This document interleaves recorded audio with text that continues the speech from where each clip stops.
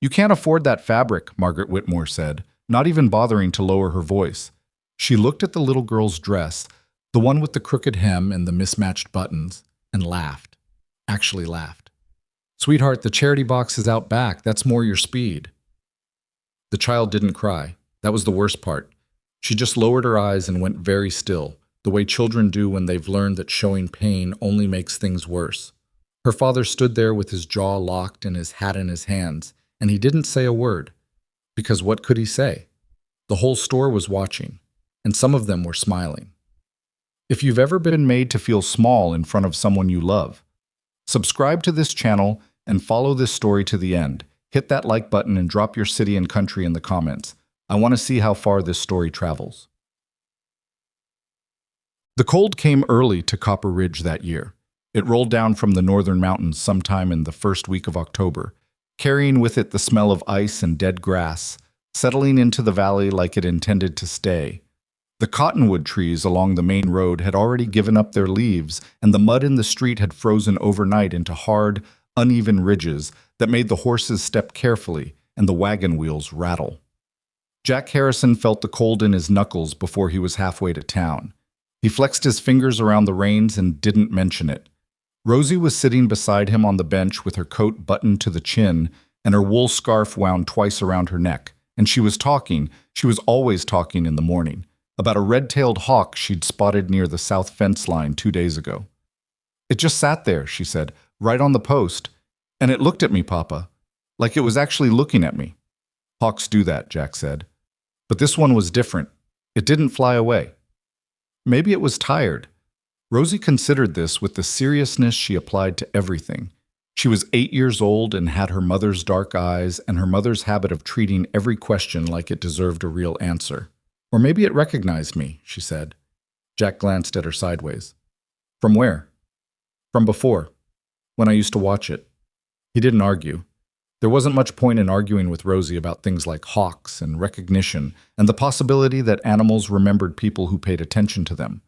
She might be right. She was right about a lot of things. The wagon rolled past the old Fenner place, abandoned now, windows boarded, the front porch sagging on one side. And Jack made himself not look at it too long. 3 years ago, the Fenners had been his neighbors and his friends. Now the bank owned the land and nobody farmed it. The county had 4 places like that. Maybe 5. Every one of them was a warning he read every morning on the way to the road. He was not going to be one of those warnings. That was the thing he told himself. Not every day, but on the days when the numbers didn't add up and the well ran low and the roof over the barn needed patching he couldn't afford. He told himself, you are not going to be one of those warnings. He didn't know if he believed it entirely, but he kept telling himself anyway. Papa, Rosie said. Yeah. Are we getting the blue fabric or the brown fabric? You pick. She straightened up at that, pleased. I want the blue, the dark blue, not the pale kind. Pale blue looks cold. Noted. And I want enough for a proper hem. Mrs. Delaney showed me how to do a proper hem, and I want to do it right this time. We'll see what they have. Rosie pulled her scarf up over her chin and looked out at the road ahead. We have enough money, right? Jack kept his eyes on the horses. We have enough. That was true, barely. He'd sold 2 calves at the end of September, younger than he'd wanted to sell them, but the timing was what it was. And he'd kept back enough from that to cover the fabric and the salt and the tin of lard they needed before winter settled in for real. Not comfortable money. The kind of money you counted twice and then counted again. But enough. Whitmore's General Store sat at the north end of Main Street, between the post office and the feed merchant, and it had the biggest glass windows in Copper Ridge. Margaret Whitmore had put those windows in herself 3 years ago, ordering the glass all the way from Denver at a cost most people in town couldn't fathom. She liked people to see what was inside. She liked people to see who was shopping there. Jack tied the horses to the post out front and helped Rosie down from the wagon. She landed in the frozen mud with both feet and immediately started toward the door, and he caught her by the back of her coat. Hat, he said. She pulled it out of her pocket and jammed it on her head at a crooked angle. He straightened it. She let him. Better, he said. They went inside. The warmth hit them immediately. Whitmore's kept a good stove, and with it came the smell of cedar and wool and something sweet, cinnamon maybe, that Rosie turned her head toward automatically. The store was well stocked. Margaret Whitmore had an eye for merchandise and connections in Denver that kept her shelves fuller than the other two general stores in the county. Jack knew this. He'd come here specifically because he knew they'd have the fabric Rosie wanted. What he hadn't considered, or hadn't thought enough about, was who else would be shopping on a Thursday afternoon. There were 4 women near the fabric bolts at the back of the store. He recognized all of them. Margaret Whitmore herself, behind the counter that ran along the left wall. A small woman with steel gray hair and sharp eyes that missed nothing. Beside her, Catherine Aldrich, whose husband owned the largest cattle operation in the county. And 2 women he knew less well, a Mrs. Hartley, who had married into money from out east, and a younger one, maybe 30, with a hat that probably cost more than his monthly feed bill. They were looking at fabric samples. Catherine Aldrich was holding up something in dark red velvet and saying something that made Margaret Whitmore smile in that particular way she had, tight and knowing, like she was the only one in the room who understood the joke. Jack took his hat off when they came in. Force of habit. His mother had raised him to do it. "Morning," he said, generally, not to anyone in particular. Margaret Whitmore looked up. Her eyes moved over him. The patched jacket, the worn boots, the hat he was now turning in his hands, and then moved to Rosie, and something shifted in her expression. Not warmth, the opposite of warmth. "Mr. Harrison," she said, "Mrs. Whitmore, we're after some fabric, winter dress for my daughter." "Of course." She didn't move from the counter. Rosie had already drifted toward the fabric bolts because Rosie moved toward things that interested her without waiting for permission, and Jack followed her, staying close without crowding her. The dark blue was there. Good weight, tightly woven, and Rosie found it immediately. She pressed her palm flat against it and looked up at him. "This one," she said. "How much do you need?" Mrs. Delaney said 3 yards for a dress with a proper hem and enough left for the sleeves. Jack leaned over to check the price tag on the bolt. It was within what he had. He turned to find Mrs. Whitmore, who had not actually come to help them, still standing at her counter. 3 yards of the dark blue wool, he said. "When you have a moment." Catherine Aldrich turned around at that. She looked at Rosie and then at the fabric Rosie was touching, and her expression did something complicated. "That's the Morrison wool," she said to Margaret Whitmore, but not quietly. Not the way you'd say something if you meant it just for one person. "The good import stuff." "Yes," said Margaret Whitmore. "I didn't know you carried that for—" Catherine Aldrich paused, and in that pause was an entire sentence that she chose not to finish with actual words. Jack heard it anyway. Rosie was still looking at the fabric. Her hand was still flat against it. He couldn't tell if she'd heard. 3 yards, he said again. His voice came out even. He was proud of that. Margaret Whitmore came around the counter, moving slowly, like someone who was doing a favor they hadn't been asked to do. She looked at the bolt Rosie was touching and then looked at Jack with an expression he knew how to read because he'd been reading it his whole life. It was the expression that meant, "You're in the wrong place." "This is 12 cents a yard," she said. "I know." "That's 36 cents for 3 yards." "I can do the arithmetic, Mrs. Whitmore." She picked up the bolt and set it on the cutting table. But she didn't reach for her scissors. She was looking at Rosie's dress, the one Rosie was wearing today, the one Jack had asked Mrs. Delaney to help him make from the fabric he'd bought at the end of summer. The hem wasn't quite right. He knew that. The color wasn't great, a muddy sort of tan that wasn't anyone's first choice, and the buttons were mismatched because they'd run out of the right ones halfway through. "You know," Margaret Whitmore said, "we have a charity arrangement. The church ladies put together a donation box at the start of every winter. Fabric, already cut, some finished pieces." She smiled, and it didn't reach her eyes. "For families that need assistance." The room was quiet except for the pop of the stove. Rosie's hand came away from the dark blue fabric. Jack kept his voice flat. "We're not here for charity." "Of course not," Catherine Aldrich said from somewhere behind him, in a tone that meant the exact opposite. "Margaret's only trying to help." "That's very kind," said Mrs. Hartley, given that some families simply can't manage the regular prices. The young woman in the expensive hat didn't say anything, but she was looking at Rosie's dress with a small, private smile that Jack felt like a slap. Rosie had gone very still. She wasn't looking at the fabric anymore. She was looking at the floor, and her hands were clasped in front of her, And she was doing that thing she did when she was working hard at not letting her face show what she was feeling. He taught her that without meaning to. Or maybe she'd learned it from watching him. The thought made something move in his chest that he didn't have a word for. 3 yards, he said. I have the money. Margaret Whitmore looked at him for a moment longer. Long enough that it was a thing, not an accident. And then she picked up her scissors.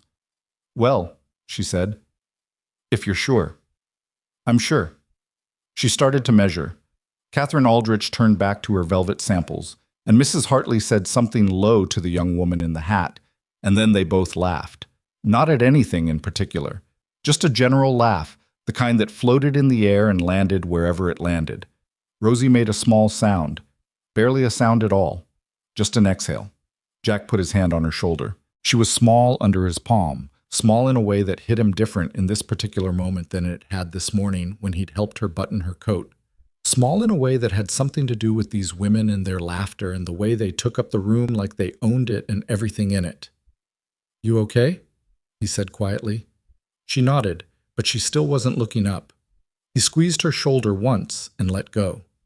Margaret Whitmore folded the fabric with the efficient, dismissive movements of someone who had already mentally moved on to the next customer. She set it on the counter without looking at either of them. 36 cents, she said. Jack put the coins on the counter. Exact. She counted them. Twice. Then swept them into her apron pocket. You know, Catherine Aldrich said, to no one in particular but loud enough for the room, Harold was saying just last week that the Harrison place is looking pretty rough these days. He rode past on the county road. Is that so? Said Mrs. Hartley. He said the fencing on the east side has seen better days. Catherine picked up the red velvet again, examining it like she was deciding something important. It's a hard business, ranching on that scale. Small operations. She shook her head with something that performed as sympathy. Some men just don't have the temperament for it. Jack picked up the fabric from the counter. Thank you, he said to Margaret Whitmore. He meant it as a door closing. The dress she's wearing now, said the young woman in the hat, speaking for the first time. She was looking at Rosie openly now, without even the pretense of looking elsewhere. Did you make that yourself, sweetheart? Rosie looked up. Her jaw was set in a way that reminded Jack so much of her mother that it made his throat tight. My papa helped, Rosie said. Oh, that's sweet. The young woman's smile was pretty and completely empty. It's very homemade. The word landed the way it was meant to. Catherine Aldrich made a soft sound of agreement. Mrs. Hartley turned back to the fabric samples. Margaret Whitmore moved a stack of receipts on her counter as though this were nothing, as though children were humiliated in her store every Thursday, and it wasn't worth remarking on. Jack put his hand on Rosie's back and steered her toward the door. He didn't say anything. He'd learned a long time ago that there were rooms you couldn't win in, and what you did in those rooms was put your head down and get your daughter out and hold yourself together until you were somewhere else. You swallowed the anger and you kept moving, and later, if you were alone, you let yourself feel it. But not in front of them. Never in front of them. They were almost to the door when Rosie stopped. He felt her stop, felt the resistance in her back under his hand, and he looked down at her. She was looking back at the room, at Catherine Aldrich specifically, who had turned back to the velvet samples and was already discussing something with Mrs. Hartley and had apparently already forgotten them. Rosie, he said quietly, come on. They were rude, she said, also quietly, but not whispering. I know. They were rude to you. I know that too. Aren't you angry? He crouched down to her level, there in the space between the stove and the door, with the warmth at his back and the cold coming in under the door frame. He looked at her face.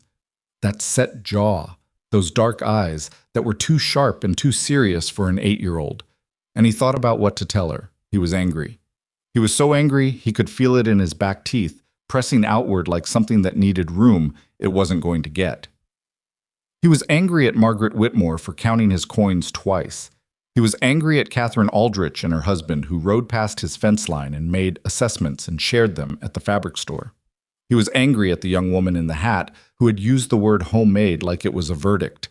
But he was mostly angry at himself, if he was honest, for not having enough to take Rosie somewhere better, for not being the kind of man who walked into a store like Whitmore's and fit there without effort, for teaching his daughter how to hold her face still when people hurt her, because that was a skill she should never have needed. "Yes," he said. "I'm angry." Rosie's expression shifted, surprised that he'd said it plainly. "But being angry doesn't change anything," he said, "and showing it would only make them feel like they won something. You understand?" She thought about it. "So we just leave?" "We just leave. That doesn't seem right." "It isn't," he said. "But it's what we've got." He stood up. She took his hand, which she didn't always do anymore now that she'd decided she was getting too old for it, and he held it carefully, the way you hold something that might break if you grip it wrong. He reached for the door handle. It opened from the other side. The cold came in first, a blade of it, cutting through the warmth of the store, and then she came in after it, and the whole room changed. Jack Harrison was not a man who noticed women easily. He'd been too tired for too long to notice most things that weren't directly related to keeping the ranch solvent or keeping Rosie fed. But this woman he noticed. Not because she was beautiful, though she was, in a specific, unsentimental way. Dark hair pinned back without fuss, coat that was expensive in its simplicity, the kind of quality that didn't announce itself. He noticed her because of the way she moved. Certain. Not like someone who owned the room, exactly, but like someone who had decided not to be owned by it either, like she had thought about where she was going and was going there on her own terms. She stepped inside, pulled the door shut behind her, and stood for a half-second, taking in the room. Her eyes landed on Rosie first.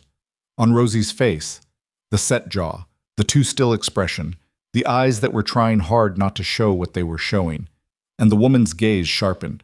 Not the sharp of curiosity or the sharp of judgment, the sharp of someone who recognized something, like someone who had seen that particular expression on that particular kind of face before and knew what it meant. She looked from Rosie to Jack, to the fabric in his hand, to the door he was still holding open with his body, halfway between the warmth and the cold. Then she looked at the women by the fabric bolts. Catherine Aldrich was watching her. Margaret Whitmore was watching her. The young woman in the hat had gone very still, because it was clear from the way she stood in that doorway that this was not someone any of them recognized, and it was clear from the way they were watching her that they could tell she was someone they should. "I'm sorry," the woman said, looking at Jack. "Was I interrupting something?" Her voice was direct. Not cold, but not soft either, like someone who asked questions because they wanted answers, not because it was polite. Jack looked at her. He was aware that he was standing in a doorway with the hat he'd already put back on his head and the fabric for his daughter's winter dress in his hand and the aftertaste of a conversation he wanted to forget still sitting in his chest. "No," he said. "We were just leaving." She looked at him for a moment, then at Rosie. Rosie was looking at her too, openly, in the way she looked at things she was trying to figure out. "You don't have to," the woman said. "Not to him, to Rosie." Rosie blinked. "Pardon?" "Leave on their account," the woman said. Just that. Simple and flat, like it wasn't a complicated thing to say with Margaret Whitmore and Catherine Aldrich standing 6 feet away. The room went very quiet. Margaret Whitmore set down the receipt she'd been holding. "I don't believe we've had the pleasure," she said, in the particular tone she used for people she was assessing. The woman looked at her. "No," she agreed. "I don't believe you have." She stepped further into the store. She was looking at the fabric bolts now, moving toward them with that same certain stride, and she stopped near the dark blue wool, the same bolt Rosie had been touching, and laid one hand on it. "This is good cloth," she said. She looked at Jack. "Is this what you came in for?" He stared at her. "Yes." "Then you should stay and finish your purchase." She said it like it was obvious, like there was no reason not to. Like the room full of women watching them wasn't a room full of women who had, 3 minutes ago, been laughing at his daughter's dress. "We already paid," he said. She looked at the fabric in his hand, then back at him, and she smiled, brief, not showy, and said, "Then it sounds like you've already won." He didn't know what to say to that. Rosie, beside him, made a small sound that might have been a laugh. Might have been. "Excuse me," Catherine Aldrich said. Her voice had a new quality in it, somewhere between uncertain and proprietary. "Are you? We haven't seen you in Copper Ridge before." "No," the woman said. "I just arrived this morning." "Are you passing through?" The woman looked at Catherine Aldrich with an expression that was entirely calm and told nothing. No, she said. I'm not passing through. She reached into the pocket of her coat and withdrew a folded piece of paper. A document of some kind, thick with creases like it had been carried a long way, and set it on Margaret Whitmore's counter. I'm Elena Morrison, she said. I'm here to take possession of the Thornton Ranch. The silence that followed was a different kind of silence than the one before it. Margaret Whitmore looked at the document. Catherine Aldrich looked at Elena Morrison. The young woman in the hat looked at no one in particular, which was probably the smartest thing she'd done all afternoon. Jack Harrison stood in the doorway with his daughter's hand in his and watched the room rearrange itself. He didn't know what the Thornton Ranch was exactly. He knew it was large. He knew it had been in probate since old Gerald Thornton died 2 springs ago. He knew that half the county had been speculating about who would end up with it. But he could tell from the way the color left Catherine Aldrich's face that the Thornton Ranch was more than he'd understood it to be. Elena Morrison picked up her document from the counter, folded it with the same unhurried care with which she did everything, and tucked it back in her pocket. Then she turned to Jack. You said you know this territory, she said. He hadn't said that. Not to her. She'd only been in the building for 4 minutes. I know some of it, he said carefully. I'm going to need someone who knows the land between here and the Thornton boundary. The roads, the water sources, the places where the county maps are wrong. She said it directly, the way she said everything, like she'd thought about it already and was just communicating the outcome. I'm prepared to pay fairly for that kind of knowledge. Catherine Aldrich made a sound. Not words, just a sound. Jack looked at this woman, Elena Morrison, who had walked into Whitmore's general store and in 4 minutes managed to do something he'd spent 20 minutes failing to do, which was simply take up space like she had a right to it. I'm not a guide, he said. I'm not hiring a guide, she said. I'm hiring someone who understands this land and won't lie to me about what they see. She paused. Can you be that person? Rosie was looking up at him. He could feel it. He thought about the drive home, the frozen road, the abandoned Fenner place, the cold that had settled into his knuckles. He thought about the numbers he'd counted twice that morning and the winter that was only beginning. Maybe, he said. Elena Morrison nodded, like maybe was sufficient, like she had expected maybe and was prepared to work with it. There's something else, she said. She looked at Rosie, then at the fabric in Jack's hand and at Rosie's coat and at the bolt of dark blue wool on the shelf. I'd like to buy some fabric. She turned to Margaret Whitmore. The Morrison wool, she said. The dark blue. I'll take... She looked at Rosie. What do you need for a proper dress? Rosie stared at her. 3 yards, she said very quietly. 6 yards, Elena said to Margaret Whitmore. 3 for her, 3 for whatever else she wants to make with the extra. Margaret Whitmore's mouth opened, then closed. And I'd like the best material you have for a winter lining, Elena continued. Whatever you'd recommend for cold weather. The silence in the room had a texture to it now. Jack could feel Catherine Aldrich's eyes on the back of his neck. He could feel the young woman in the hat not looking at Rosie's dress anymore. Elena? He started. I'm buying fabric, she said without looking at him. It's not charity. It's a commercial transaction. She looked at Rosie. Unless you don't want it. Rosie looked at Jack. He looked at her. She looked back at Elena Morrison, standing at the fabric bolts with her hand on the dark blue wool, calm as river water. I want it, Rosie said. Elena Morrison nodded once. Then that's settled. Margaret Whitmore moved to the cutting table. Her movements were different now, careful, precise, with none of the earlier slowness that had been about power, all of it replaced with something that was closer to actual professionalism. Catherine Aldrich had turned away. She was looking at the velvet samples again, or pretending to, with the focused attention of someone who needed something to look at. Jack stayed where he was, near the door, because he hadn't quite decided yet whether this was something he should be grateful for or something more complicated. He thought it might be both. He thought most things in his life ended up being both. Rosie had drifted back toward the fabric, standing close to Elena Morrison now, watching the cloth come off the bolt. She said something quiet to the woman that Jack couldn't hear, and Elena Morrison looked down at her and said something back. And Rosie, his daughter, who had been holding her jaw tight and her eyes down 20 minutes ago, smiled. A real smile. The kind she kept for things she actually meant. Jack Harrison watched his daughter smile at a stranger who had walked into a store and, in the space of 5 minutes, changed the temperature of the room without raising her voice or making a single dramatic gesture. He didn't know what to make of Elena Morrison, but he thought he was going to have to figure it out. Outside, the cold pressed against the glass. The horses waited at the post. The afternoon light was going flat in that way it did in October, dropping toward evening faster than it had any right to. Inside Whitmore's general store, Margaret Whitmore measured 6 yards of dark blue wool, while Catherine Aldrich studied fabric samples she'd already decided against, and the young woman in the expensive hat said nothing at all. And Rosie Harrison stood next to a woman she'd known for 7 minutes and talked to her like she'd known her longer, with the uncomplicated openness of a child who hadn't yet fully learned to protect herself from disappointment. Jack watched her and held the feeling in his chest carefully, the same way he'd held her hand at the door.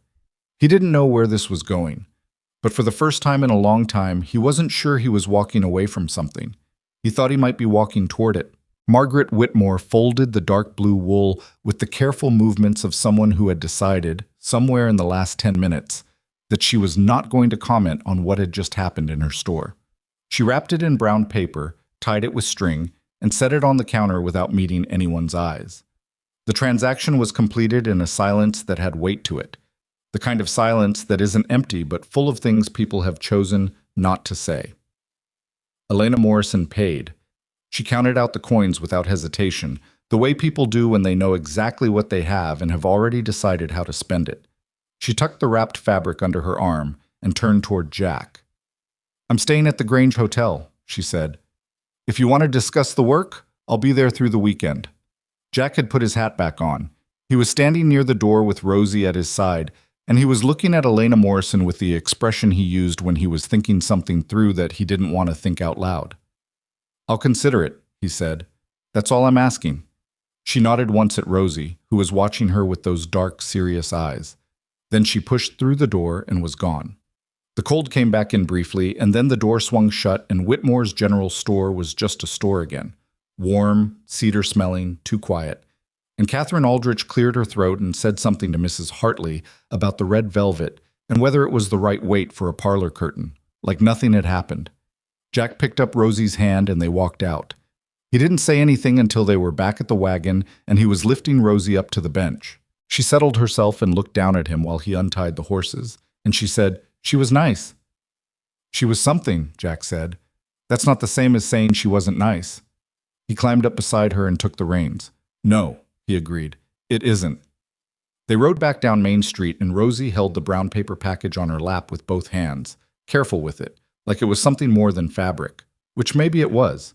He wasn't sure yet. "Are you going to talk to her?" Rosie asked. "About the job?" "Yes." He watched the frozen road ahead. The shadows were getting long. "I don't know." "You should. You don't know what the job is." "She said she needs someone who knows the land," Rosie said. "That's you. You know every fence line and water source between here and the old Grayson boundary. You told me so yourself." "I told you that in a different context." "What context?" He glanced at her. "Context where I wasn't trying to impress anyone." "She didn't seem like she wanted to be impressed," Rosie said. "She seemed like she wanted someone useful." He didn't answer that. Rosie had a way of landing on the correct thing without seeming to aim for it, which was either a gift or a problem, depending on the day. They rode the rest of the way home in a quiet that was different from the quiet in the store. This one was the regular kind, the kind full of cold air and the sound of the horses and the rattle of the wagon on frozen ground, and Jack let it settle around him without fighting it. He thought about Elena Morrison standing at the fabric bolts with her hand on the dark blue wool. The way she'd said it's a commercial transaction, like she was closing a door on a conversation she didn't intend to have. The way she'd looked at Rosie when she smiled. He thought about the Thornton Ranch and what it would mean to be connected to it in any professional capacity, and whether that was an opportunity or a complication, and whether in his current circumstances he had the luxury of turning down work because he wasn't sure which it was. He thought about Catherine Aldrich and her husband riding past his fence line and making assessments. He decided he'd go to the Grange Hotel in the morning. The Grange Hotel had 8 rooms and a dining area that smelled permanently of coffee and fried salt pork. Jack arrived at 8:30, before most of the town was properly moving, and told the man at the desk he was looking for Elena Morrison. The man gave him a look that was half curious and half professional, and said she'd already been at breakfast and was now in the back room off the dining area, which was technically a private room but which she'd paid to use for meetings. Jack thanked him and went through. Elena Morrison was sitting at a table that had been cleared of its breakfast things and now held a map and a leather-bound notebook and a coffee cup she was wrapping both hands around. She looked up when he came in. "Mr. Harrison," she said, "sit down." He sat. He put his hat on the table because there was nowhere else to put it, and then he felt like that was wrong, so he put it in his lap. "Coffee?" she asked. "No, thank you." She looked at him for a moment with that same assessing quality he'd noticed the day before. Not uncomfortable, just direct. "You came," she said. "I said I'd consider it." "Most people who say they'll consider something don't." "I do what I say I'll do," Jack said. "That's not a boast. It's just how I was raised." She nodded once. "All right." She turned the map on the table so it faced him. It was a county survey map, the kind the land office produced, with the property boundaries marked in faded ink. She pointed to a large section in the western quarter. "The Thornton Ranch. Do you know it?" "By reputation." "What does reputation say?" He looked at the map. "It's big. Gerald Thornton ran it well when he was healthy. The last 3 or 4 years, when he wasn't, the management went sideways. Lost some cattle to poor water rotation. The east pastures were overgrazed. Some of the staff left." He paused. "Reputation says it's a good piece of land underneath a layer of problems." Elena Morrison was watching him. "That's a specific answer. You asked a specific question." She almost smiled. "Not quite." "I did." She picked up her pen and made a note in the notebook. "I've had 2 men from the county offer to come out and advise me on the property. Both of them were recommended by the same 2 people." She looked up. "Do you want to guess who?" He thought about it. "Harold Aldrich," he said, "and someone connected to the bank." She pointed her pen at him. "Very good." They'd both benefit from getting their foot in the door on a ranch that size. "Yes, they would." She set the pen down. "Which is why I'm not taking their recommendations on who to hire." She said it plainly, without drama. "I need someone whose interests aren't already pointed in a direction that benefits them at my expense. I need someone who knows this land and has no particular reason to lie to me about it." Jack looked at the map. "I'm a small rancher with a small operation," he said. "I don't have experience managing something on the Thornton scale." "I'm not asking you to manage it. Not yet." She folded her hands on the table. "I need someone to ride out to the property with me and tell me what they actually see. Not what someone else told them to tell me. Not a prepared presentation. Just what's there and what isn't." He was quiet for a moment. Outside the dining area, someone dropped something in the kitchen and swore, and there was a clatter of cookware, and then it went quiet again. "What are you paying?" he said. She told him. It was more than he'd expected and less than it probably should have been for the time involved, and he said so. She looked at him. Most people would have taken the first number. Most people need the money bad enough that they can't negotiate. "And you don't?" He met her eyes. "I need it. I'm just not going to let you see that from the outside." This time she did smile, brief and unguarded, and then gone. "All right," she said. "We'll split the difference." She named a new number. He thought about it. The fence on the east side. The winter ahead. Rosie's dress, which was now going to have a proper hem and enough fabric for the sleeves. "Deal," he said. She wrote it in the notebook and then tore out the page and slid it across the table. "Sign that. It's not a contract. It's just a record, so we both know what we agreed on." He signed it. His signature was not elegant. He'd never cared about that. "When do you want to go out?" he asked. "Tomorrow morning. Early. I want to see the property before the light goes." "How early is early?" "Sunup." He nodded. "I'll need to make arrangements for my daughter." "Of course." She said it without curiosity or comment, which he appreciated. He pushed his chair back. "One question," he said. "Go ahead." "Why me specifically?" He picked up his hat from his lap and turned it in his hands.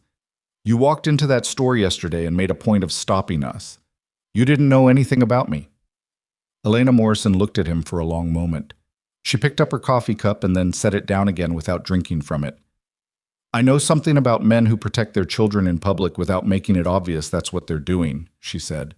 It's a specific skill and most people don't notice it. She looked at the map on the table. I noticed it. Jack didn't know what to say to that. He stood up. Sun up, he said. I'll be here.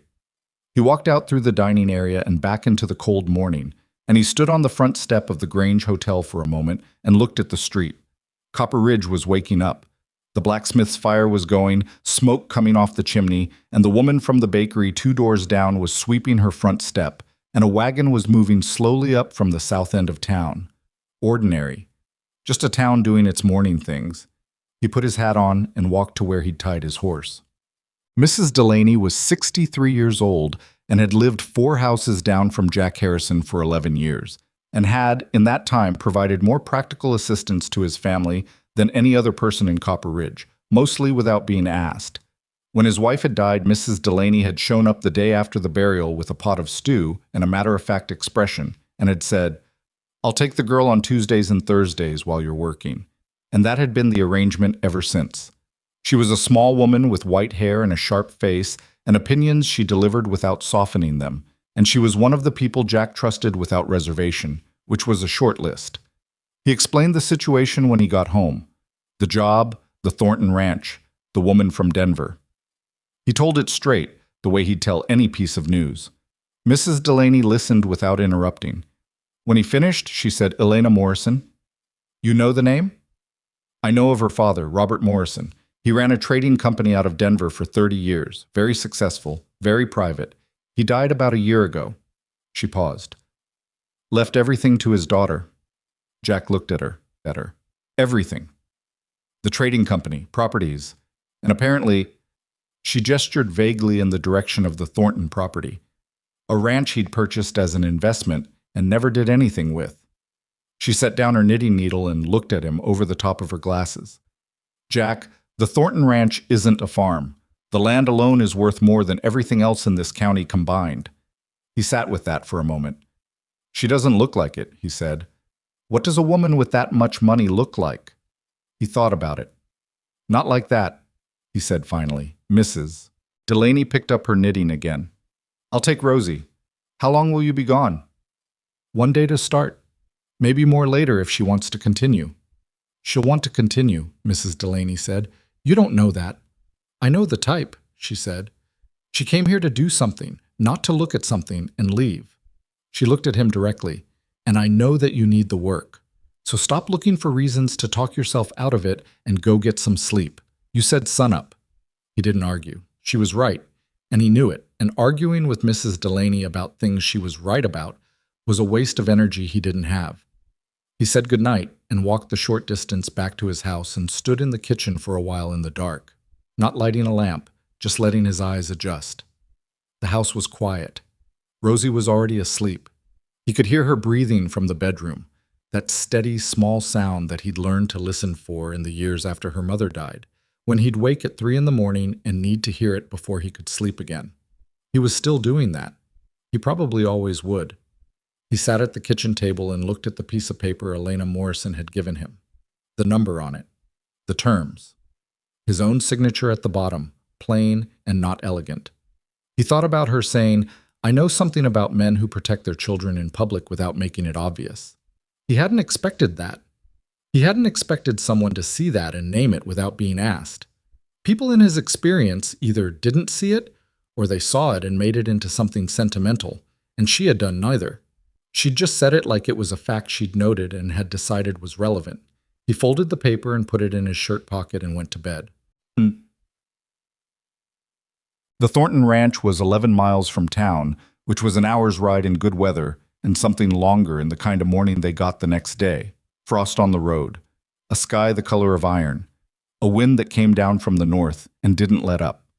Elena Morrison was waiting outside the Grange Hotel when he arrived, already on a horse, a good one, dark bay with well-kept tack, nothing showy about it, and wearing a coat that was built for weather rather than appearance.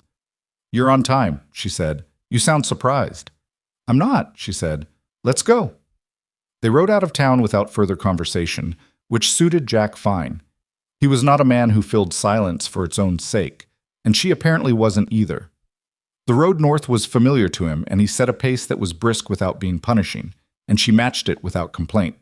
After about 20 minutes, when the town was well behind them and the land had opened up into the wide, flat expanse of winter range, she said, "Tell me what you see." He looked around them. "What specifically?" "Whatever matters." He thought about how to answer that. "The grass came back better than I expected on the east side of the county road. We had a bad summer, but the rain came early enough in September that the root systems held." He pointed south. "That creek bed over there. It's dry now, but it runs in spring. If it's managed right, it can irrigate about 40 acres of pasture. If it's not managed right, it floods and damages everything downstream." "Has it been managed right?" "Not in the last 2 years," he said. "Thornton's operation let the channels silt up. You can see it from here if you know what you're looking at." He indicated the low ground near the creek bed, the way the vegetation pattern changed. "The land remembers what people do to it. Doesn't always forgive it, but it remembers." Elena Morrison looked where he was pointing. She didn't say anything for a moment. "The land remembers," she said. "That's a way of putting it." "My wife used to say it," he said. He hadn't planned to say that. He kept his eyes on the road. She didn't push on it. "What else?" They rode on. He talked about the water table and the fence-line conditions as best he could see them from the road, and the history of which parcels had been overgrazed and which had been rested, and where the county road turned unreliable in mud season. She listened and asked occasional questions that told him she was actually processing what he said, not just waiting for him to finish. The Thornton Ranch gate came up after another 40 minutes. It was a wooden gate, solid construction, and the fence on either side of it was in better shape than he'd expected, given what he'd heard about the operation's decline. Somebody had maintained at least this part of it. Elena dismounted and opened the gate herself. He went through and waited while she closed it and remounted. "Who's been keeping up the perimeter fence?" he asked. "I'm told there are still 3 ranch hands who stayed on after the probate started," she said. "They're still living on the property. I haven't met them yet." "You haven't been out here before today?" "No." He looked at her. "You're taking possession of a ranch you've never seen." "I've seen maps." "Maps and land are not the same thing." "I know that," she said. "That's why you're here." They rode toward the main buildings. The ranch house came into view first, a large structure by most standards, 2 stories, well built from what he could see, though the exterior needed paint and one of the shutters on the upper floor was hanging wrong. Behind it, a barn that was genuinely impressive, solid and square, and past that, outbuildings and a bunkhouse, and what looked like an equipment shed. It was more than he'd imagined. It was a lot more. He pulled up his horse without meaning to. Elena stopped beside him. She was looking at the same thing he was. The whole spread of it, the buildings, the land behind them rolling back toward the hills. "It's bigger than I expected," he said. "Yes." "You inherited all of this from your father." "He bought it as an investment 11 years ago," she said. "He thought the land had potential. He was going to develop it eventually. Then he got sick. Then he died. And here we are." She said it matter-of-factly, without performance. Not cold, just settled. The way people get about grief when it's been long enough to carry without dropping. He nodded and didn't say anything more about it. They rode closer, and the 3 ranch hands came out of the bunkhouse, 2 men in their 40s and 1 younger, maybe 25, with the narrow, watchful face of someone who'd learned to wait before trusting new people. They stood in the yard and looked at Elena Morrison and then at Jack. The older of the 2 men, thick-shouldered with a gray mustache that was mostly white now, stepped forward. "You'd be Miss Morrison," he said. "I would," she said. "And you're—" "Frank Cutter. I worked for Mr. Thornton 12 years. This is Bill Reese, and that's my nephew, Danny." He gestured without looking away from her. "We've been keeping the place up as best we can. We weren't sure who was coming or when." "I appreciate that you stayed," Elena said. And she meant it. He could hear it in her voice, the absence of anything performative. Just a direct acknowledgement. "I need to walk the property today. I'd like you to show me." Frank Cutter looked at Jack. "And this is?" "Jack Harrison," Elena said. "He knows this territory."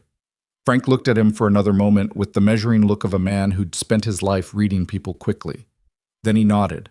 A small nod, not warm, but not unfriendly. "All right," he said. "Let's start with the barn."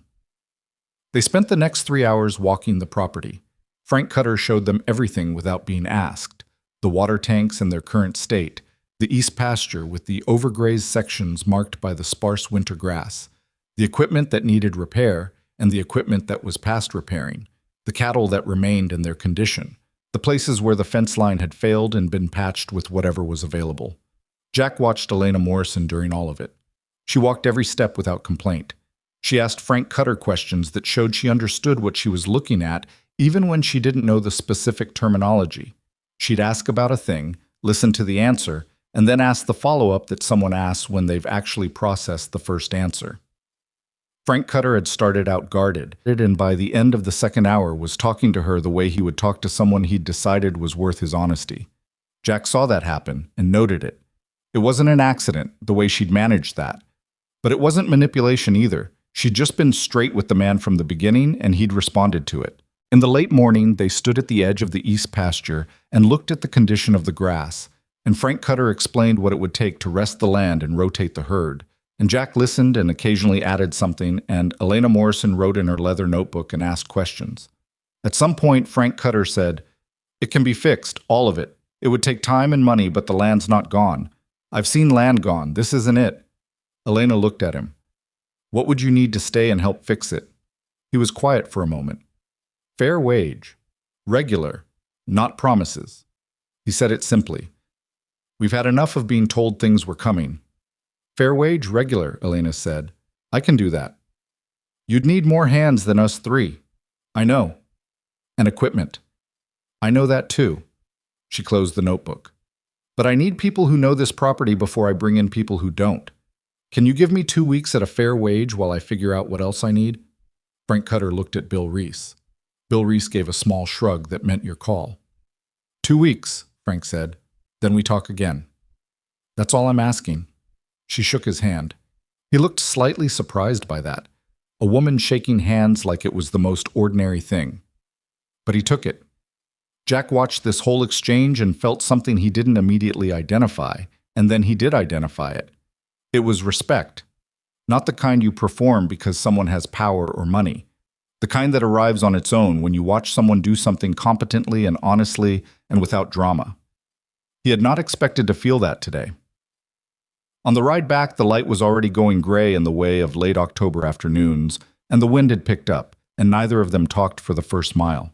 I was thinking about the east pasture and the water tank situation and the fence line on the north side that Frank Cutter had pointed out, the section that had failed and been repaired with the wrong gauge wire. "You're quiet," Elena said. "I'm thinking." "About what?" "The north fence," he said. "Cutter repaired it with lighter wire than the original. It'll hold through the winter, but not much past that. You'll need to redo that whole section in spring, or you'll lose animals through it." She wrote something in the notebook, which she apparently could do while writing without looking at it. "What else?" she said. "The water tank at the east pasture has a seam that's starting to go. You can see it from the water staining on the outside. That'll need to be addressed before it fails, or you'll lose your water supply for that whole section." She wrote that too. What would those 2 things cost? He thought about it. Gave her a rough number. She didn't flinch at it or look relieved, just wrote it down and looked ahead at the road. "What would you do," she said, "if it were your ranch?" The question surprised him. He was quiet for a moment, not because he didn't have an answer, but because he was deciding whether to give one. "I'd start with the water," he said. "Always. Land without water is just ground. Fix the tank, clear the creek channel, make sure the rotation plan doesn't put animals on dry ground." He paused. "Then the fence, then the pasture rotation, in that order." "Why that order?" "Because water keeps animals alive, fence keeps them where you can manage them, and you can't build good pasture until you have both of those things working right." Elena Morrison was quiet for a moment. The horses moved steadily under them. "That's good sense," she said. "It's just what the land requires," he said. "I didn't invent it." She looked at him sideways.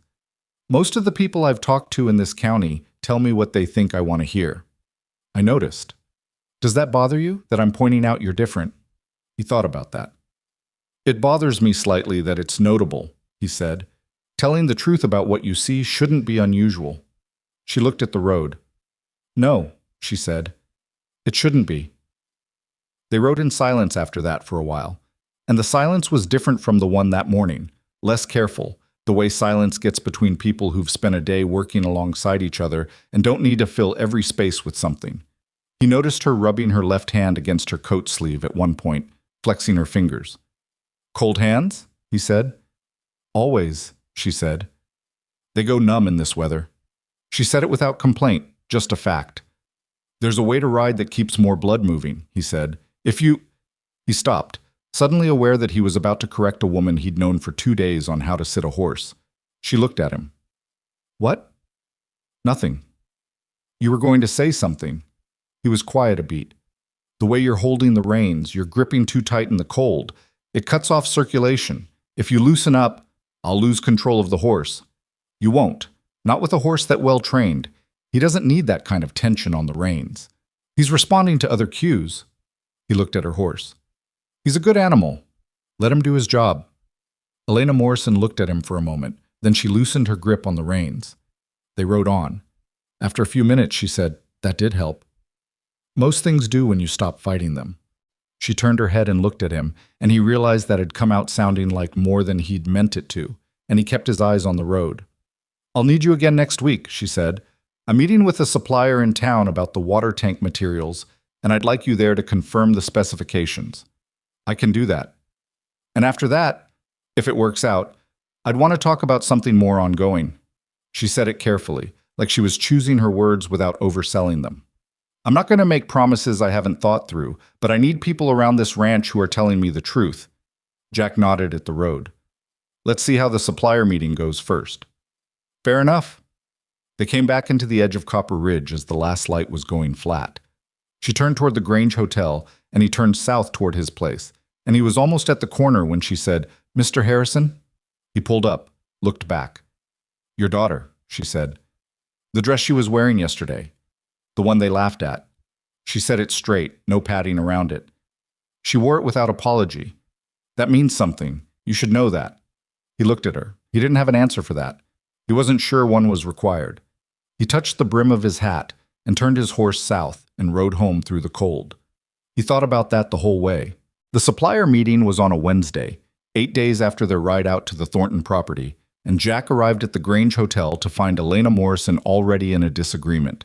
He could hear it before he came through the door of the back room. Not shouting, nothing so obvious as that, but the particular tone of a conversation where one person has decided they have the advantage and is pressing it. The supplier was a man named Garrett Poole, who ran the biggest hardware and materials operation in the county out of a warehouse on the south end of town, and he was sitting across the table from Elena with the easy posture of someone who believed the outcome of this meeting was already settled. "The tank sheeting I'm quoting you is the standard grade for operations this size," Poole was saying when Jack came in. "That's what everyone in this county uses." Elena had her notebook open. She looked up when Jack entered, and he saw something briefly in her face that might have been relief, though she kept it contained. "Mr. Harrison," she said, "come in. Mr. Poole and I are discussing materials for the East Pasture water tank." Garrett Poole turned in his chair and looked at Jack with the flat assessment of a man who'd just been interrupted.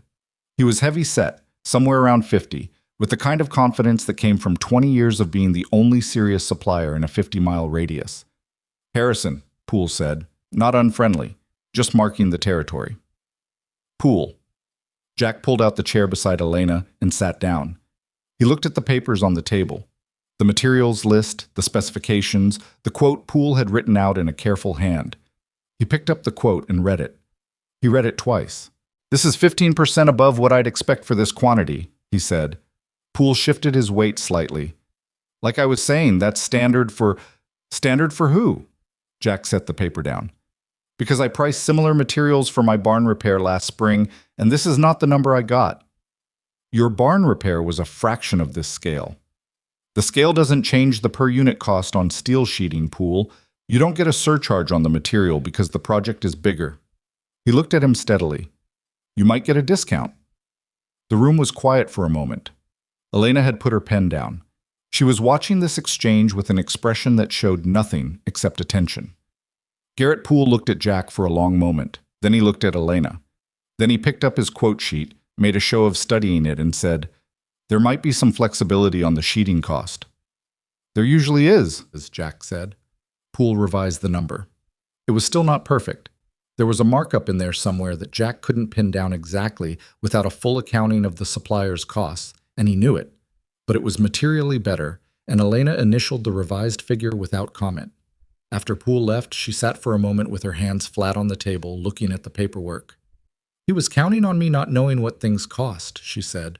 "Most people would have been right." "How did you know what comparable materials cost?" "Because I price materials for my own operation," he said. "I can't afford not to know what things cost." She looked at him. "Most people in my position hire someone to know that for them." "With respect," he said, "that's how people end up paying 15% above market on steel sheeting." Something moved at the corner of her mouth. "Noted." She picked up her pen again. "I want to talk to you about something else." He waited. "Frank Cutter came into town yesterday," she said. "He had a conversation with Harold Aldrich." Jack kept his face neutral. "What kind of conversation?" "The kind where Harold Aldrich offers Frank Cutter a significantly better wage than I'm paying to leave my employ and come work for him." She said it quietly, without anger, which somehow made it worse. "Frank told me himself. He wanted me to know." Jack was quiet for a moment. "What did Frank say?" "To Aldrich." "He said no." She paused. "But he also told me this won't be the last time someone tries that. He's been in this county long enough to know how it works." Jack had known how it worked since he was old enough to watch his father navigate the same currents. Harold Aldrich didn't take territory by confrontation. He took it by attrition, by pulling away the people and the resources until whatever stood against him was standing alone. He'd done it to 3 operations in the county over the past decade, so gradually and so quietly that most people couldn't point to a single thing he'd done wrong. "He wants the Thornton land," Jack said. "He's wanted it since Gerald Thornton got sick," Elena said. "He made 2 offers during probate that the estate's lawyers declined. When I came into possession of the property, I received a very cordial letter from him welcoming me to the county and offering to buy the east portion of the ranch for what he called a generous price." "What was the price?" She told him. It was about 40% below what the land was worth. "Cordial," Jack said. "Very." She looked at the notebook. "I wrote back and declined, politely." She looked up. "I don't think politely is how this ends." Jack turned his hat in his hands. This was the thing he'd been sidestepping in his mind since Mrs. Delaney had told him whose ranch this actually was and what it was actually worth. It wasn't just a job assessing land conditions and attending supplier meetings. The Thornton Ranch was large enough that whoever held it held real influence over the county's water rights, the road access to the northern pastures, and the grazing arrangements that half a dozen smaller operations depended on, including his own. Harold Aldrich knew that. Harold Aldrich had been planning around that for years. "He'll go after the people around you next," Jack said. "After Frank, he'll try someone else. He'll work the edges." "I know." "And eventually he'll find a softer target, someone who needs the money bad enough. Also something I know." She looked at him directly. "Which is why I want to talk to you about a more permanent arrangement." He met her eyes. "I want you to come on as my ranch manager," she said. "Full-time, salary, not day rate. You'd oversee operations, coordinate with Frank and his men, manage the supplier relationships, and tell me when I'm about to make a mistake." She said the last part without irony. "I need someone I trust in that position. You're the only person in this county I'm reasonably confident is not going to work against me." The word trust sat between them. It was a large word to use about someone you'd known for 12 days. "You don't know me well enough to trust me," he said. "I know you called out Poole's markup without being asked," she said. "I know you told me about the north fence wire without it benefiting you to do so. I know you said maybe when I offered you work instead of yes, because you were actually considering it rather than just taking the money." She picked up her coffee cup and looked at it and set it down again. "That's not nothing. That's actually quite a lot in my experience." He thought about his ranch, the winter ahead, the east fence, the numbers he counted twice. He thought about what it would mean to work for the largest ranch operation in the county, and what that would mean for people like Harold Aldrich and the particular way they registered information about who stood where. He thought about Frank Cutter saying we've had enough of being told things were coming. "My ranch," he said. "I can't just walk away from my own operation." "I'm not asking you to." She leaned forward slightly. "You have what? How many acres?" 340. I'd want to discuss a formal lease arrangement for your grazing rights. Your cattle would run on Thornton land through the winter at no cost to you, which frees up your own pasture from overgrazing. In return, you bring that expertise and those years of operating knowledge into the Thornton operation. She said it like she'd thought it through already, which she clearly had. Your ranch stays yours. This is additional, not instead of. He was quiet long enough that the silence became its own kind of answer. You've thought about this for a while, he said, since the day at the property, when you explained the water rotation. She didn't pretend otherwise. You think like someone who's been managing land on limited resources for a long time. You know how to make things work with less than ideal conditions because you've had to. That's the specific skill this property needs right now. Not someone who's managed abundance, someone who knows how to manage scarcity. It was a precise thing to say, more precise than flattery, which would have made him suspicious. This was just an accurate description of what he knew how to do and why it was relevant, stated plainly. I'd need to bring my daughter out to the property on days when school isn't running, he said. I won't leave her alone at the ranch unsupervised. Of course. And I need 2 days a week to work my own operation, non-negotiable. Agreed. And if I tell you something is wrong with a decision you're about to make, you actually listen. I'm not talking about veto power. I'm talking about genuine consideration. She looked at him for a moment. I can agree to that. With the same condition in reverse, if I explain my reasoning and I'm right, you accept it. Fair, he said. He put out his hand. She shook it. Firm grip, direct. No performance. When do I start? He said. You already have, she said. Duh. He told Rosie that evening at dinner. She was eating the last of the salt pork and the biscuits she'd made herself that afternoon, which were better than his, and she knew it. And she listened to the whole explanation with the serious face she used for information she was processing in real time. When he finished, she said, So you'll be working at the big ranch? Yes. Every day? Most days. I'll still be here in the mornings and evenings. And on Tuesdays and Thursdays, I'll work our own land. She poked at her biscuit. Will she be there? Elena? Most days, yes, she's running the operation. Rosie was quiet for a moment. I liked her, she said. Not like she was asking permission to, just stating it.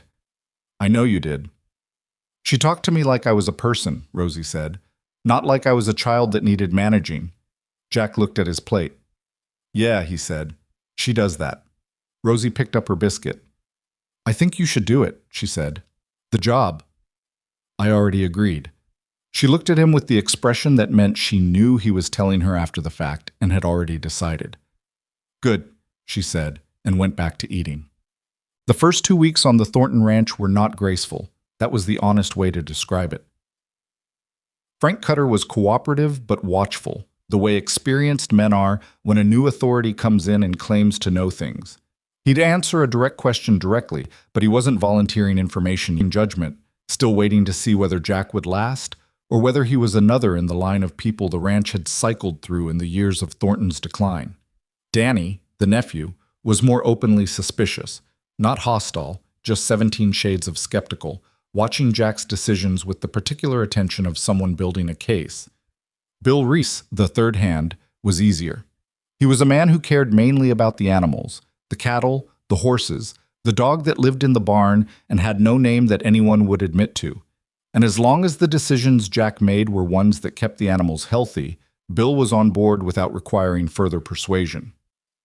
The first real problem came in the third week. The water tank, which they'd ordered materials for from Garrett Pool at the revised price, was supposed to be delivered on a Monday.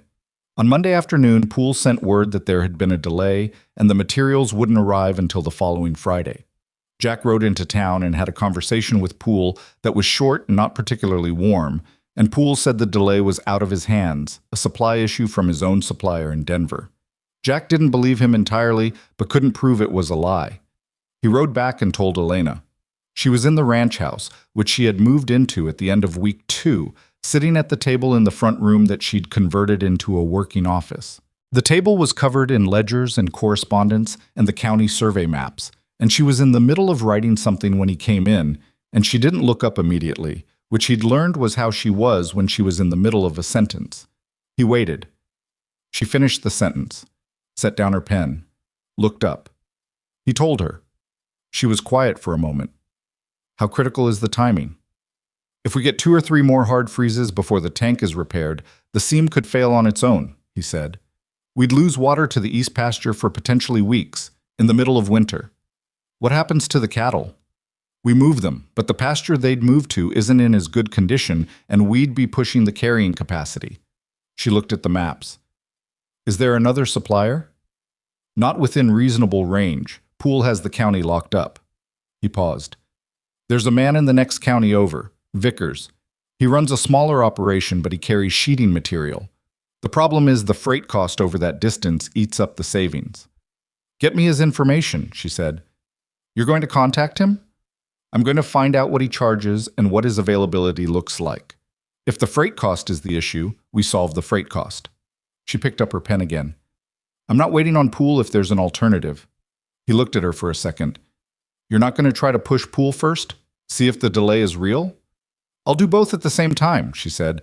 Poole doesn't need to know I'm looking elsewhere until he needs to know. Competition has a way of clearing up supply issues. Jack nodded slowly. You've negotiated a fair amount. My father's business, she said. I watched him for 20 years. He said the most useful thing in any negotiation is having somewhere else to go, whether you end up going there or not. He thought about that. Smart man. He had his moments, she said, in the tone of someone who had a complicated feeling about that and wasn't going to elaborate on it. He got her Vickers' information. She wrote 2 letters that afternoon, one to Vickers and one to Poole, that raised with precise politeness her concern about the delay and her expectation of a confirmed delivery date. She mentioned, without specifics, that she was exploring alternatives to ensure the project timeline was maintained. Poole's delay cleared up by Wednesday. The materials arrived Thursday. Frank Cutter, who had watched this sequence of events from a distance, said to Jack while they were unloading the wagon, "She's not what I expected." "What did you expect?" Frank set a sheet of steel plating carefully against the fence. "Someone who'd be gone by spring," he said.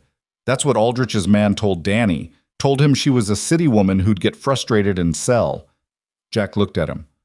"Aldrich's man talked to Danny." "Twice," Frank said. He met Jack's eyes. "Danny told me. He didn't go back to Aldrich about it." He paused. "I'm telling you so you know." "I appreciate that." Frank picked up the next sheet. "She writes her own letters," he said. "Did you notice that? Doesn't dictate them to someone. Writes them herself." "I noticed." Gerald Thornton never wrote his own letters. He had a secretary for that. Frank set the sheet with the others and straightened up. "I'm not saying that means something. I'm just saying I noticed." Jack nodded. He thought it did mean something, but he kept that to himself. Elena came out to oversee the tank repair. She didn't stand back and watch. She was alongside them, not doing the heavy work, which wasn't her skill, but tracking each step and asking Frank Cutter questions about how the repair was being done and why, writing in her notebook, making herself understand the process, rather than simply watching it get done. Danny, who had come around slightly but still carried his skepticism like a tool he wasn't ready to put down, was working on the tank seam and made a mistake in the middle of the repair, overlapped the patch wrong on one side, and Elena saw it before he did. She said, "Danny, look at the right edge of that patch." He looked. He saw it. His face went dark the way young men's faces do when they're embarrassed and not sure how to handle it. "Easy fix," Elena said. "Peel it back on that side and reset it. Happens." "I know how to do a tank patch," he said. Too sharp. He knew it was too sharp as soon as he said it. She didn't react with the hurt or the authority that most people would have reached for. She just said, "I know you do. That's why I'm telling you, and not asking someone else to fix it." Danny looked at the patch, looked at her. Reset the seam without another word. Jack watched this from 10 feet away and said nothing. There was nothing to say. She'd handled it exactly right, and any comment from him would have made it worse. Later, when the repair was done and they were cleaning up, Frank came and stood beside Jack and said quietly, "She's going to be fine here." It was not a small statement coming from Frank Cutter. "Yeah," Jack said. "I think so too." What? The news about Harold Aldrich's next move came from an unexpected source. Rosie had started coming to the Thornton Ranch on Saturdays, which had begun as practical necessity. Jack needed to work, and Rosie needed somewhere to be. and had evolved into something that seemed to suit everyone more than anyone had explicitly planned. She'd found the dog in the barn within 10 minutes of her first visit, named it Biscuit, despite the lack of official consensus on names, and established a rapport with Bill Reese based on their mutual interest in the horses, none of which Jack had organized or encouraged. Elena had given Rosie a corner of the front room office to do her schoolwork on Saturdays, which Rosie used for approximately 40 minutes before finding somewhere more interesting to be. Elena didn't seem to mind. She'd occasionally look up from her ledgers and say something to Rosie when Rosie was in the room, and Rosie would answer, and they'd have brief exchanges that Jack sometimes overheard, and that had a quality of two people who found each other genuinely interesting and were pleasantly surprised by that. It was on a Saturday in the third week of November that Rosie came in from outside where she'd been with Bill Reese and said, "There are men on the north boundary." Elena looked up from her desk. Jack was across the room going over the supply ledger. They both looked at Rosie. "What kind of men?" Jack asked. "Two of them," she said. "On horses. Bill saw them too. He said they've been there for about an hour, just sitting." Jack set down the ledger and went to the window. He couldn't see the north boundary from the house, it was too far, but he could see the direction. "Were they on our side of the fence or the county roadside?" Elena asked Rosie. Rosie was precise about this kind of thing. She thought about it. "The county roadside," she said. "Bill said they're not on your land, they're just watching." Elena looked at Jack. He looked back. "Aldrich's men," he said. "Probably." "Why would he put men on the county road to watch?" she said. Not like she didn't know. Like she was thinking out loud. "Because he's mapping the operation," Jack said. "How many hands, what the routine looks like when deliveries come in. He's looking for patterns." He paused. "And because he wants you to know he's looking." Elena was quiet for a moment. She looked at the map on her desk, the one with the Thornton boundary marked in red. "He can see the county road from there," she said. "Yes." "He can see who comes and goes." "Yes." She picked up her pen and set it down again. "Can they see the north pasture conditions from the road?" Jack thought about it. "The fence line, yes. The pasture itself, not well. Not from road level." "So they can see that we have men working the fence," she said slowly, "but they can't see that the fence is new wire." He understood what she was getting at. "They're trying to assess how much work we've done, whether we're ahead of the problems or behind them. And if they think we're behind," she said, "they'll estimate that the property is still in the kind of distress that makes a sale attractive." She was quiet for another moment. Then she stood up from the desk and said, "Jack, I want to move the fence repair on the north pasture to this week. We're scheduled for the east section this week." "I know, change the order." She looked at him steadily. "The east section work isn't visible from the road. The north section is. I want anyone watching from that road to see active work, new materials, and 3 men who know what they're doing." He looked at her for a moment. "You want to send a message?" "I want to tell the truth," she said. "This ranch is being repaired and it's being done correctly. That's not theater. It's accurate." She paused. "But there's nothing wrong with making sure accurate information is visible to the people who are counting on inaccurate information." He thought about that. He thought about Frank Cutter and the 2 strangers on the county road, and Harold Aldrich sitting in his office somewhere with a map of this property and calculations about how long it would take for this woman from Denver to run out of money or patience. "Frank's going to have opinions about changing the schedule," he said. "I'll talk to Frank," she said. She did. That afternoon, she walked to where Frank was working on the repaired water tank, now fully sealed and filled and doing what it was supposed to do, and she explained what she wanted and why. Frank listened. He looked out toward the north section. He looked back at her. "It'll take an extra day," he said. "We'll need to pull Danny off the other work." "I know. Can you do it?" He was quiet for a moment with the expression of someone doing math in their head. "Yeah," he said. "We can do it." "I appreciate it, Frank." He nodded. Then he said, "Miss Morrison, those men on the road." "Yes." "Aldrich sent men out here before," he said. "When Thornton was sick. Came and talked to some of us about whether we'd considered other options." He was looking at her steadily. "I want you to know I'm not entertaining those conversations." "I know," she said. "You told me about Danny." "I'm telling you about myself now," he said, directly. She held his gaze. "I hear you, Frank. Thank you." He went back to work. Jack had heard this exchange from nearby where he'd been checking the tank's water level, and he hadn't meant to, but there it was. And he thought again what he'd thought the day she'd handled Danny's mistake. That she did this right, the thing with people, in a way that looked simple and wasn't. I was loading tools into the equipment shed at the end of that day when Elena came and leaned against the door frame. She did this occasionally, appeared at the end of the workday in the shed or the barn. Not formally, just there, asking about the next day's schedule or thinking through something out loud. He'd gotten used to it. Harold Aldrich's wife is on the committee for the Harvest Festival, she said. He kept loading tools. Vivian Aldrich chairs every committee in town. She stopped by the hotel last week, before I moved out here. She was looking at the middle distance. She was very warm. She invited me to join the planning committee for the festival. He looked at her. Did you go? I went once. She paused. It became clear very quickly that the main purpose of the invitation was to put me in a room where she could ask questions about the ranch's financial situation without it looking like that's what she was doing. What did you tell her? I told her the ranch was doing well and that I was enjoying Copper Ridge and that the blue wool suit she was wearing was a beautiful color. She said it flatly. She ran out of angles eventually. Jack felt something that might have been a laugh but didn't make it all the way out. Vivian Aldrich doesn't run out of angles easily.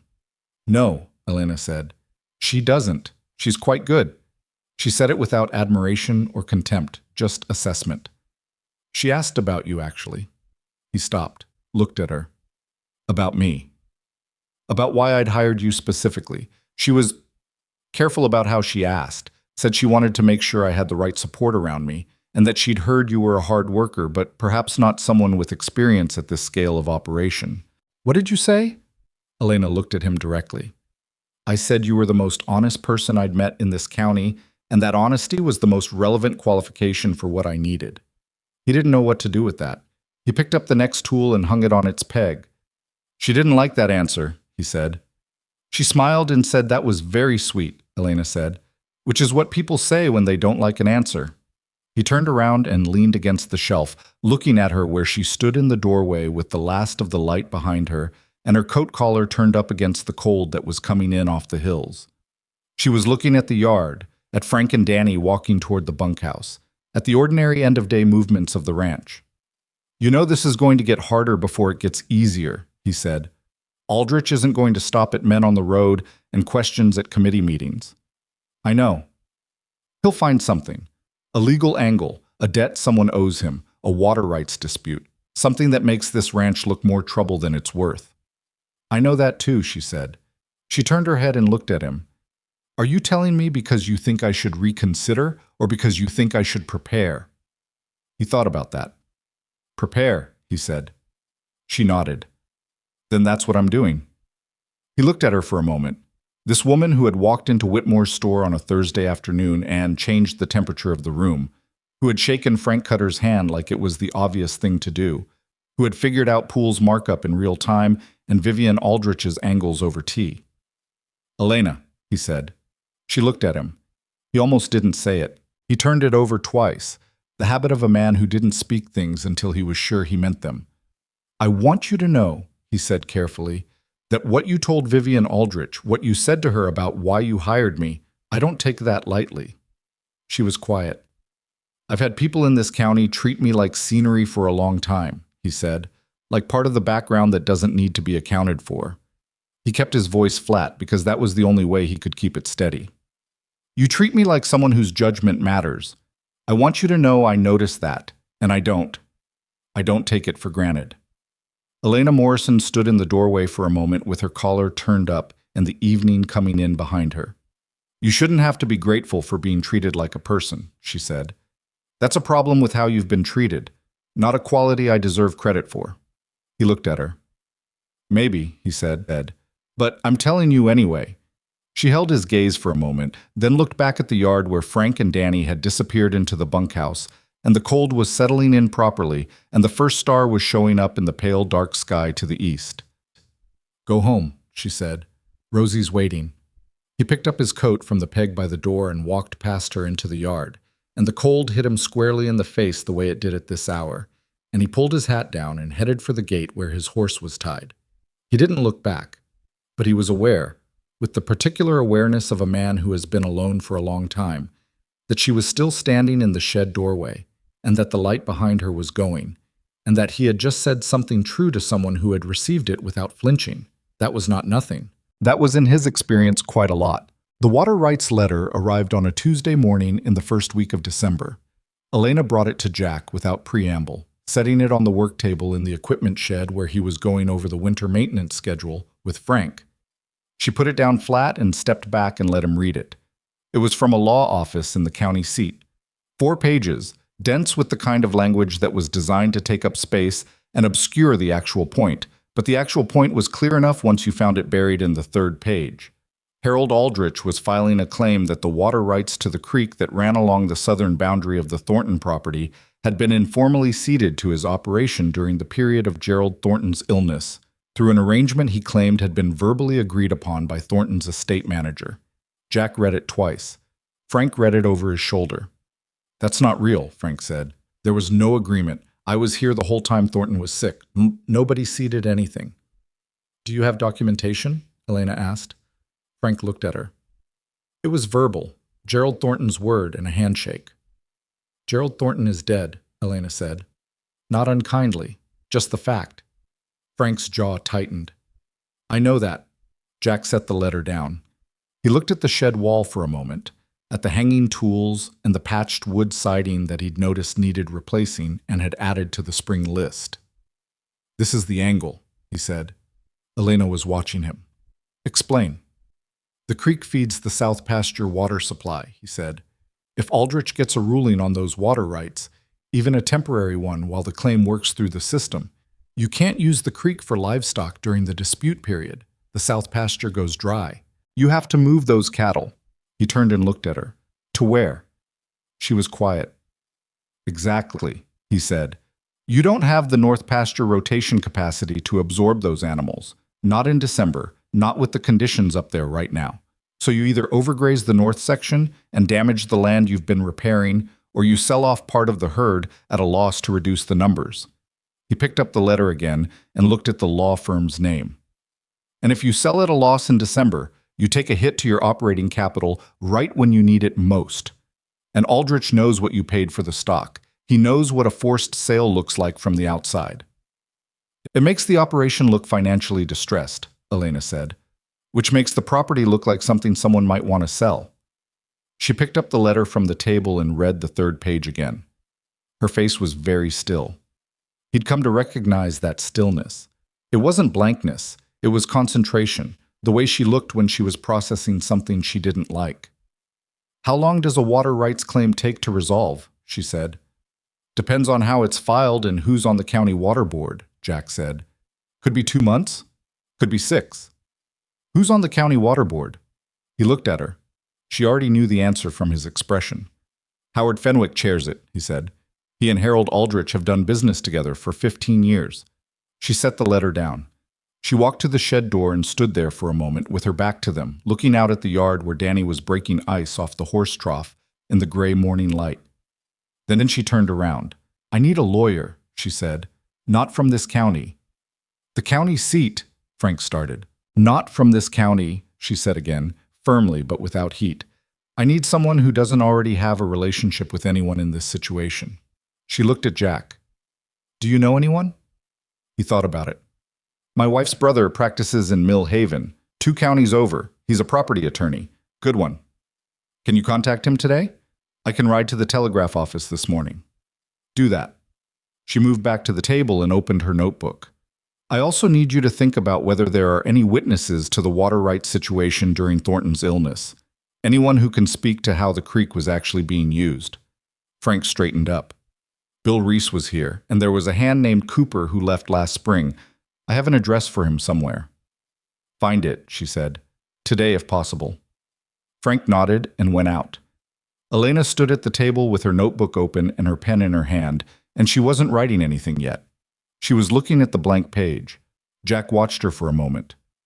"This rattled you," he said. She looked up. "That's not a criticism," he said. "It rattled me too. I'm just saying I can see it." She was quiet for a moment. "I knew he'd find a legal angle," she said. "I knew it was coming, I still... She stopped. I underestimated how quickly he'd move. I've only been on this property 6 weeks. He's been planning this for years, Jack said. He had the angle ready. He was just waiting for a new owner to come in and need time to get settled. He assumed I'd need more time than I've had. Most people would. She looked at him. Is that supposed to make me feel better? No, he said. It's just true. She almost smiled at that, the brief kind. Then she looked back at the notebook. If I can't get a temporary injunction against the claim before the water board convenes, when does the board convene? The letter says a preliminary hearing is scheduled for January 14th. He counted in his head. 5 weeks. 5 weeks, she agreed. He thought about his brother-in-law, Thomas Reyes, who had a reputation for being precise and not particularly patient with people who filed claims they couldn't substantiate. He'd met Thomas exactly 4 times, twice before the marriage and twice after, and liked him in the reserved way he liked people who said what they meant without embellishment. Thomas will move fast if I explain the timeline, he said. He doesn't like bullying, and he's good at recognizing it in legal form. Elena looked at him with an expression he couldn't quite read. Your wife's brother?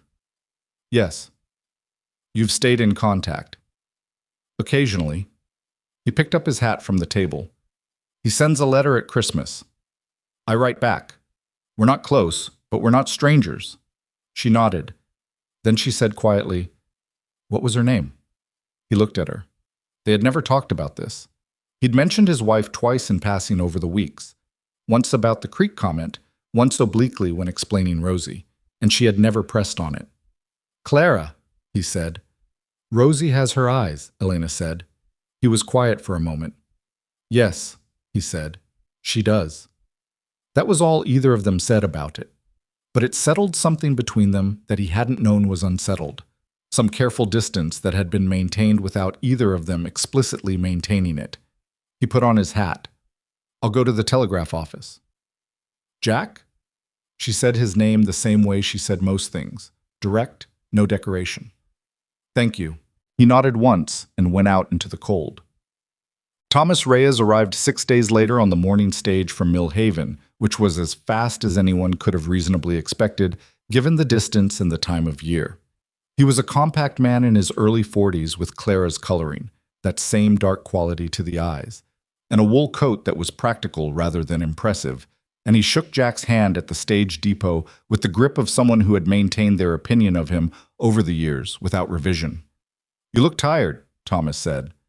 It's been a full 6 weeks, Jack said. The telegram was interesting. Thomas had his traveling bag over one shoulder and was looking at the town around them with the particular attention of a man who was cataloging things. Tell me about the waterboard chair. Fenwick runs a lumber operation. Aldrich has money in it. Documented? County records. It's a matter of public record if you know where to look.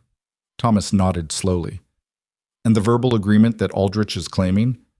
No witnesses we can find who heard it, Jack said. The estate manager who was supposedly party to it died 8 months ago. Convenient.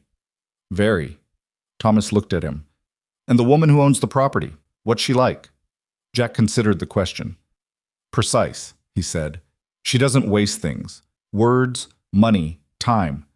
Thomas seemed to find this satisfactory. All right, take me to her. They met in the front room of the ranch house, which Elena had cleared of the usual spread of maps and ledgers and set up more formally. Not staged, just organized, which was a distinction Jack had come to understand about her. She didn't perform order, she just maintained it. Thomas Reyes spent 20 minutes asking questions. He had a lawyer's way of asking, not building to a point but circling a subject from multiple angles until the shape of it was fully visible. Elena answered without hedging, giving exact dates and exact figures and flagging the things she wasn't certain about rather than filling gaps with guesses, which Jack could see Thomas registering and approving of. At the end of the 20 minutes, Thomas set down his pen and said, The claim is weak. The water rights were never formally transferred and there's no written documentation of any verbal agreement. Without the estate manager alive to corroborate, Aldrich is relying on the water board's sympathy to give weight to something that has no legal foundation. Can we stop it before the hearing? Elena asked. We can challenge the hearing's jurisdiction and request it be moved to a neutral county, which Fenwick will resist and which will cost Aldrich time he apparently didn't budget for. Thomas tapped his pen against the table. More importantly, I want to file a counter-documentation of your water usage history on the creek. Show the board a pattern of established use under your ownership. 6 weeks isn't much, but it's something. Frank Cutter can document that, Elena said. He's been here since before I arrived. I'll need his statement. And the other hand, Reese? Yes. Thomas wrote something. And the man who left, Cooper. Frank has an address. Elena looked at Jack. Can Frank get a letter out today? I'll ask him, Jack said. Thomas stayed 3 days. He met with Frank and Bill Reese and drafted their statements with the specific, unadorned language of someone who knew what a water board would and wouldn't accept. I went to the county records office in town and pulled every document related to the Thornton property's water usage back 20 years, which took most of an afternoon and visibly annoyed the records clerk, who was not accustomed to requests that thorough. On his last evening, Thomas sat with Jack at the kitchen table in Jack's house while Rosie slept, and they had coffee that was better than either of them pretended to notice. Tell me something, Thomas said. What? The ranch. Your name is on the lease agreement with the Morrison operation? Yes. Grazing rights arrangement. Thomas was quiet for a moment. That makes you a party to this water dispute, you know. If Aldrich wins the claim, it affects your grazing arrangement. I know that. You're not just working for her. You have skin in this outcome. Jack looked at his coffee. I know that too. Thomas looked at him for a long moment with the eyes that reminded him too much of Clara and not enough of her at the same time. She's not what I expected, Thomas said. Elena Morrison. People keep saying that. What did you expect her to be? Jack thought about it. I didn't expect anything, he said. I didn't know her. Thomas turned his coffee cup in his hands. Clara would have liked her, he said, quietly. Not trying to make anything of it. Jack looked at the table. Yeah, he said after a moment. I think so too. Thomas left on the morning stage. The challenge to the hearing's jurisdiction was filed the following week, and as Thomas had predicted, Fenwick resisted it. And as Thomas had also predicted, the resistance cost Aldrich time. December moved the way. December does in that part of the country, gray and cold and short on light, the days ending before people were ready for them to. The ranch work continued because it always did, weather notwithstanding. Jack managed the schedule, Frank ran the hands, and Elena ran the finances and the legal correspondence and the ongoing negotiation with suppliers that she'd gotten better at as the weeks went on. Rosie came on Saturdays and had made herself at home in the particular way children do when no one explicitly stops them.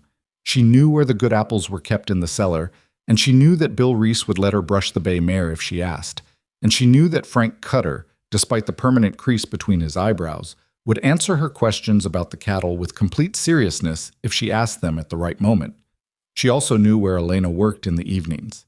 Jack found this out by accident on a Saturday in mid-December when he came inside from checking the stock after dark and heard voices in the front room. He stopped in the hallway. Rosie's voice. How do you know which numbers matter? Elena's voice. What do you mean? In the ledger, there are so many. How do you know which ones to pay attention to? A pause. The sound of paper being moved. Come here. Look at this column. He stood in the hallway for a moment. He probably should have announced himself sooner, but he didn't. He just stood there and listened to Elena Morrison explain accounting to his 8-year-old daughter with the same patience and precision she brought to everything, not talking down, not simplifying beyond what was necessary. When he came in, they both looked up. Rosie with the expression of someone caught at something they weren't sure was allowed. Elena with the expression of someone who couldn't see a reason it shouldn't be allowed. I was teaching her about cash flow, Elena said. I heard, Jack said. Rosie watched him. Is that okay? He looked at his daughter at the big desk with the ledger open in front of her and Elena Morrison sitting beside her. Yeah, he said. That's okay. Rosie went back to the ledger. Elena looked at Jack for a moment. Just a look. Nothing he could have named. Something that existed in the space between one thing and another. And then she looked back at the page. He went and found himself something to do in the kitchen. Well, Christmas came and went quietly. Jack and Rosie had their own traditions, small and reliable. The same meal, the same candles, the same 2 hours where he let himself not think about anything that needed doing. He gave Rosie a set of drawing pencils she'd been eyeing in the stationery case at Whitmore's, a purchase he'd been planning for 6 weeks and which he'd made in person in Margaret Whitmore's store, because he refused to order them anywhere else on principle. Margaret Whitmore had charged him the correct price and said nothing of consequence. He counted that as a small victory. On the 27th, he rode out to the Thornton Ranch to check on the stock. The hands had Christmas days, but the animals didn't pause, and found Elena in the barn, which surprised him. "I didn't expect you today," he said. "I didn't go anywhere," she said. She was checking the horses, moving from stall to stall with a methodical attention. She had a brush in her hand and was running it along the bay mare's neck, which the mare was tolerating with the stoic pleasure of an animal that doesn't get brushed often enough. "You didn't go back to Denver for Christmas?" She continued brushing. "There's no one in Denver to go back to," she said. Not with self-pity, just as information. He stood at the barn door for a moment. He thought about Thomas Reyes and his annual Christmas letter and the way that constituted the outer boundary of his own extended family. He thought about what it would look like to spend Christmas alone in a house that wasn't fully yours yet, on land you were still learning. "You should have said something," he said. She looked at him over the mare's back. "And then what?" He thought about it. "Rosie makes good biscuits." Something shifted in her face, brief and then gone. "That's a very practical reason to spend Christmas with people." "Most good reasons are practical," he said. She looked at the mare. "I was fine," she said. "I know," he said. "I'm talking about next year." She was quiet for a moment. She kept brushing. He went to the next stall and picked up the water bucket and checked the level, and they worked alongside each other in the barn without talking for a while, which was something they'd gotten comfortable with over the weeks. The working silence that didn't require filling. After a while, she said, "The water board set a new hearing date." He looked at her. "When?" "February 3rd. Thomas's challenge bought us 7 weeks. He'll be ready by February." "He says so." She set the brush on the stall partition. "Aldrich's lawyer sent a letter last week trying to reopen the purchase negotiation. Different price than the first offer. Still below market, but less insulting. He's getting nervous. Or he's being strategic and wants me to think he's nervous, so I'll consider selling." She looked at Jack. "I can't tell which." "What does Thomas say?" "Thomas says it doesn't matter. Either way, we go to the hearing and let the documentation speak." Jack nodded. He thought about Thomas's voice. "Either way, we go to the hearing. Steady people, the Reyes family. Clara had been that way too. The kind of steady that wasn't cold, just load-bearing." "What do you think Aldrich will do if he loses the hearing?" Elena asked. "Find another angle," Jack said. "He'll need time to find it, though. And time is what we have more of right now than he expected." She nodded slowly. Outside, the wind was picking up, moving around the barn corners with a low sound that meant the temperature was dropping. December doing what December did. "Jack," she said. He looked up from the water bucket. "I want to talk to you about the spring expansion plan," she said. "I've been running numbers on adding a second pasture rotation, and I think we can increase the herd size by late March, if the east pasture recovers the way Frank thinks it will." He set the bucket down. "Show me the numbers." They spent an hour in the barn going over her calculations, him asking questions, and her answering them, and occasionally the calculation shifting and her making the adjustment without defensiveness. Because she'd been right that she was willing to listen if he had a reason, and he'd been right that he'd accept the decision if her reasoning was sound. And this was what that looked like in practice. 2 people working a problem together with no one needing to win. By the time they came out of the barn, the sky had gone completely dark, and the stars were sharp in the cold air, and their breath made clouds that the wind took. She stood outside for a moment, looking up. "You can see so much more sky out here than in Denver," she said. Not to him in particular, just saying it. "You can see all of it," he said, "on a clear night." She looked up for another moment. Then she looked at him, and in the dark and the cold with the star-lit sky behind her, she looked different than she did in the daytime. Not softer exactly, but less assembled, like the end of the day had let something down that stayed up during working hours. He looked back at her and didn't look away, which he normally did. Normally he found somewhere else to look when the moment got to a certain weight. But this time he didn't. She was the one who looked away. "Go home," she said. "It's cold." "It's cold for you too." "I live here," she said. A fact. He picked up his hat from where he'd set it on the fence post and put it on. He thought about Christmas and Denver and the Bay Mare, and the number of times over the past weeks he'd found himself thinking about her during the hours he wasn't at the ranch. Not in a specific way, just the way a thought returns when it has somewhere to return to. He thought about the Harvest Festival in February, which Elena had mentioned in passing last week, the one the whole county attended. He thought about asking her something and then not asking it. "I'll be here by 7 tomorrow," he said. "I know," she said. "You always are." He walked to his horse and rode out through the gate, and the cold wrapped around him on the open road. And he rode home through the dark thinking about a woman who had said, "I live here," like it was the most natural thing, like the land had already decided to keep her, and maybe it had. And maybe that was the truest thing anyone had said about Copper Ridge in years. The problem with Harold Aldrich came to a head on a Thursday in the third week of January, 10 days before the water board hearing.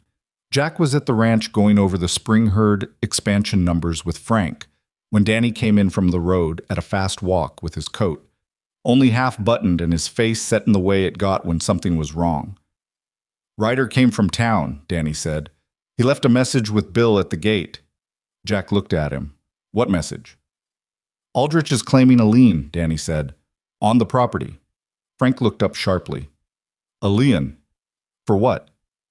"For feed and supply costs he says were charged against the Thornton estate during the illness period and never paid." Danny looked at Jack. "He's saying the estate owes him $1,100 and he's filing a lien against the land as security." $1,100. Jack kept his face level. Frank swore under his breath in a specific and comprehensive way that Jack didn't comment on. "Where's Elena?" Jack asked. "In town," Danny said. "She went this morning for a supply meeting." Jack was already getting his coat. "How long ago did the rider come?" "Half hour." He rode to town at a pace that wasn't quite a run, but wasn't far off. He found Elena coming out of the Grange Hotel with a supply ledger under her arm, and she saw his face and stopped on the hotel steps. "What happened?" she said. He told her. She stood very still. He watched her absorb it, the stillness that was processing, not shock. Her hand tightened on the ledger. Then she said, "How does a lien affect the water board hearing?" "If it's on record before the hearing, Aldrich's lawyer will argue it as evidence of financial instability," he said. "It doesn't affect the water rights legally, but it poisons the atmosphere. Can we challenge it?" "Thomas can. But Thomas is in Mill Haven." She was already turning toward the telegraph office. He fell into step beside her. "There's more," he said. She looked at him without slowing. "The feed and supply claim," he said. "I went through the Thornton accounts when I first started. I know what's in those ledgers." He paused. "There's no record of Aldrich supplying anything to this property during the illness period. Not one invoice. Not one entry." She stopped walking. "He made it up," she said. "He made up the number," Jack said carefully. "Whether any supplies ever changed hands informally, without documentation, I can't say for certain. But there's nothing in writing, nothing in the estate records, nothing in the Thornton ledgers for the last 4 years of operation." She looked at him. The morning was cold and gray and the street was moderately busy, and Margaret Whitmore was visible through the window of her store doing her morning arrangements, and Elena Morrison was standing in the middle of it all with a ledger under her arm and $1,100 being claimed against her land. "Do you have those ledgers at the ranch?" she said. "Copies. Frank kept duplicates." "Get them." She started walking again. "I'm going to telegraph Thomas, and then I'm going to go to the county recorder's office and find out when exactly this lien was filed and whether the timing has any relevance." "It was filed yesterday," Jack said, "before you were notified." She looked at him. "How do you know that?" "Because the writer brought a copy of the filing notice. Danny kept it." He reached into his coat and gave it to her. She took it and read it while walking, which she was apparently able to do. She read it twice and handed it back. "He filed it the same day Thomas's motion was granted for the hearing delay," she said. "The same day." "Yes." "He's moving on 2 fronts at once." "Yes." She was quiet for a half a block. Then she said, "He thinks I'm going to get tired." Jack looked at her. "That's the strategy," she said. "Not one big thing. A dozen smaller things all at once, all requiring attention and money and time. He's betting I'll run out of one of those before he does. She said it with a clarity that was almost cold, the way you get clear about something when you strip away the emotion and just look at the mechanics of it. He's done this before. 3 times that I know of, Jack said, in this county. And those 3 times it worked. Yes. She stopped in front of the telegraph office. She looked at the door and then she looked at him, and he saw something in her face that wasn't defeat, nothing close to defeat, but was something more honest than the composure she usually maintained. A moment of real weight, briefly visible. Am I being naive, she said, to think I can outlast him? He thought about the water tank and the north fence wire, and Frank Cutter saying we've had enough of being told things were coming. He thought about Thomas Reyes with his careful questions and his knowledge of which documents matter. He thought about what the ranch looked like 6 weeks ago and what it looked like now. No, he said. You're not being naive. He spent years getting ready to do this. You've spent 6 weeks getting ready to answer it. He held her gaze. Those aren't the same thing, but the ledgers are real, and Thomas is real, and Frank's statement is real, and real things are harder to fight than things Aldrich invented. She looked at him for a long moment. Okay, she said, just that. She went into the telegraph office. He stood outside and waited, because that was what he was there for, and because there was nowhere else he would have been. The morning moved around him, wagons, voices, the ordinary business of the town, and he thought about what she'd said. He thinks I'm going to get tired. He thought about how wrong that assessment was, and how Harold Aldrich, for all his years of planning and all his money and all his angles, had managed to fundamentally misread the woman he was up against. Some mistakes, Jack thought, you didn't get to make twice. He waited, and the cold pressed in, and inside the telegraph office, Elena Morrison wrote a message to her lawyer in precise and unambiguous language. And outside on the street, the town of Copper Ridge went about its morning without knowing that what happened in the next 10 days would determine who held this valley for the next generation. Jack Harrison knew it, though, and he was not going anywhere. Thomas Reyes arrived on the afternoon stage 2 days before the water board hearing, which was the fastest he could have made it, and he knew it and didn't apologize for the timing. He came directly to the ranch from the depot, still in his traveling coat, with a leather satchel that was visibly heavier than the one he'd carried on his first visit. He spread the contents on Elena's work table within 20 minutes of arriving. The lien is fraudulent, he said. He said it the way he said most things, without drama, like he was reading a weather report. I pulled every supplier record filed with the county for the Thornton estate over the last 5 years of Gerald Thornton's illness. Aldrich's operation appears in none of them, not once. There is no feed delivery, no supply invoice, no correspondence, no payment record in either direction. He set a stack of papers on the table. These are certified copies from the county records office, every page stamped and dated. Elena looked at the stack. Can we get the lien dismissed before the hearing? I filed a motion to have it struck as fraudulent. The judge who handles civil filings in this county is not Fenwick, which is fortunate for us. His name is Caldwell. He's 71 years old and he has, from what I can tell, an active dislike of people who waste his time with paperwork that doesn't hold up. Thomas looked at Jack. The motion was filed this morning. We'll know by tomorrow afternoon whether Caldwell grants it. And if he doesn't, Jack said, then we go into the hearing with the lien on record and we address it there. Thomas straightened the stack of papers. It's better if it's dismissed beforehand, but either way, the documentation is the same. The lien is built on nothing, and we can show it. Elena was standing at the window. She'd been quiet since Thomas arrived, listening rather than directing, which was something Jack had noticed about her. She knew when to push and when to let someone with the right expertise do their work without interference. What about Cooper? She said. Did you reach him? Thomas sat down. I did.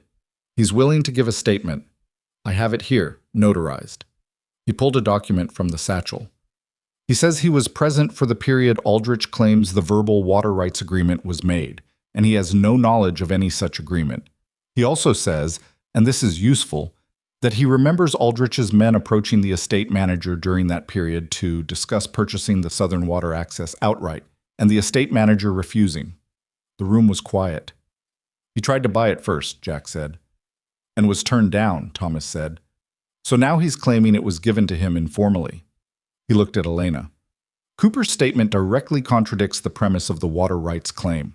Combined with the absence of any written documentation and the testimony from Frank and Bill Reese, we have a reasonably strong case.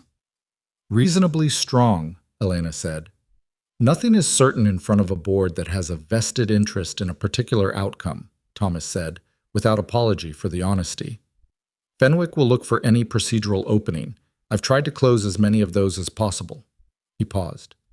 But I want you to understand that what happens in that hearing room depends partly on how the board reads the weight of evidence, and boards have been known to read evidence poorly when they have reasons to. Elena turned from the window. Then we make the evidence impossible to misread, she said. Thomas looked at her. That's the goal.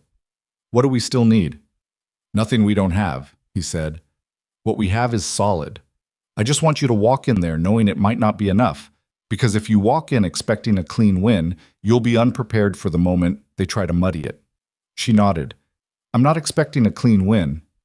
Good, Thomas said. Clean wins are for people who haven't met Harold Aldrich. Judge Caldwell granted the motion to dismiss the lien the following afternoon. The dismissal was 3 sentences long, and the last sentence used the phrase "without factual foundation," which Thomas said was about as direct as Caldwell ever got and amounted, in judicial terms, to calling the filing a fabrication. Jack was at the ranch when the message came from Thomas. He read it twice and then went and found Elena in the south pasture where she was walking the fence line with Frank, a habit she'd developed in the last month. She walked the property every few days, not inspecting exactly, just looking, getting the land into her understanding by moving through it. He gave her the message. She read it. She looked at Frank. She said, "The lien's been dismissed." Frank was quiet for a moment. Then he said, "Good." That was Frank's version of celebration, and they all understood it as such. The water board hearing was held on February 3rd in the county courthouse meeting room, which had 12 chairs and a long table and windows that let in the flat winter light of early afternoon. The room was not designed for the number of people who showed up. Jack had not expected that. He should have. Word had gotten through the county in the days before the hearing, not through any deliberate effort on their part, but through the ordinary channels of a place where people talk. Frank Cutter had mentioned the hearing to Bill Reese, and Bill had mentioned it to his cousin who ran the feed merchants, and from there it had moved the way things move in small counties, carried by people who had their own history with Harold Aldrich and his methods. 4 of the 5 water board members were present at the table. The 5th chair was empty. One of the members had sent word that morning that he was ill, which Thomas had looked at without expression and said nothing about. Howard Fenwick sat at the center of the table with the composed authority of a man who believed the outcome was already arranged, which Jack suspected he did believe. Harold Aldrich was on one side of the room with his lawyer, a man named Pruitt, who came from the county seat and had an expensive suit and the kind of confidence that came from winning cases where he shouldn't have.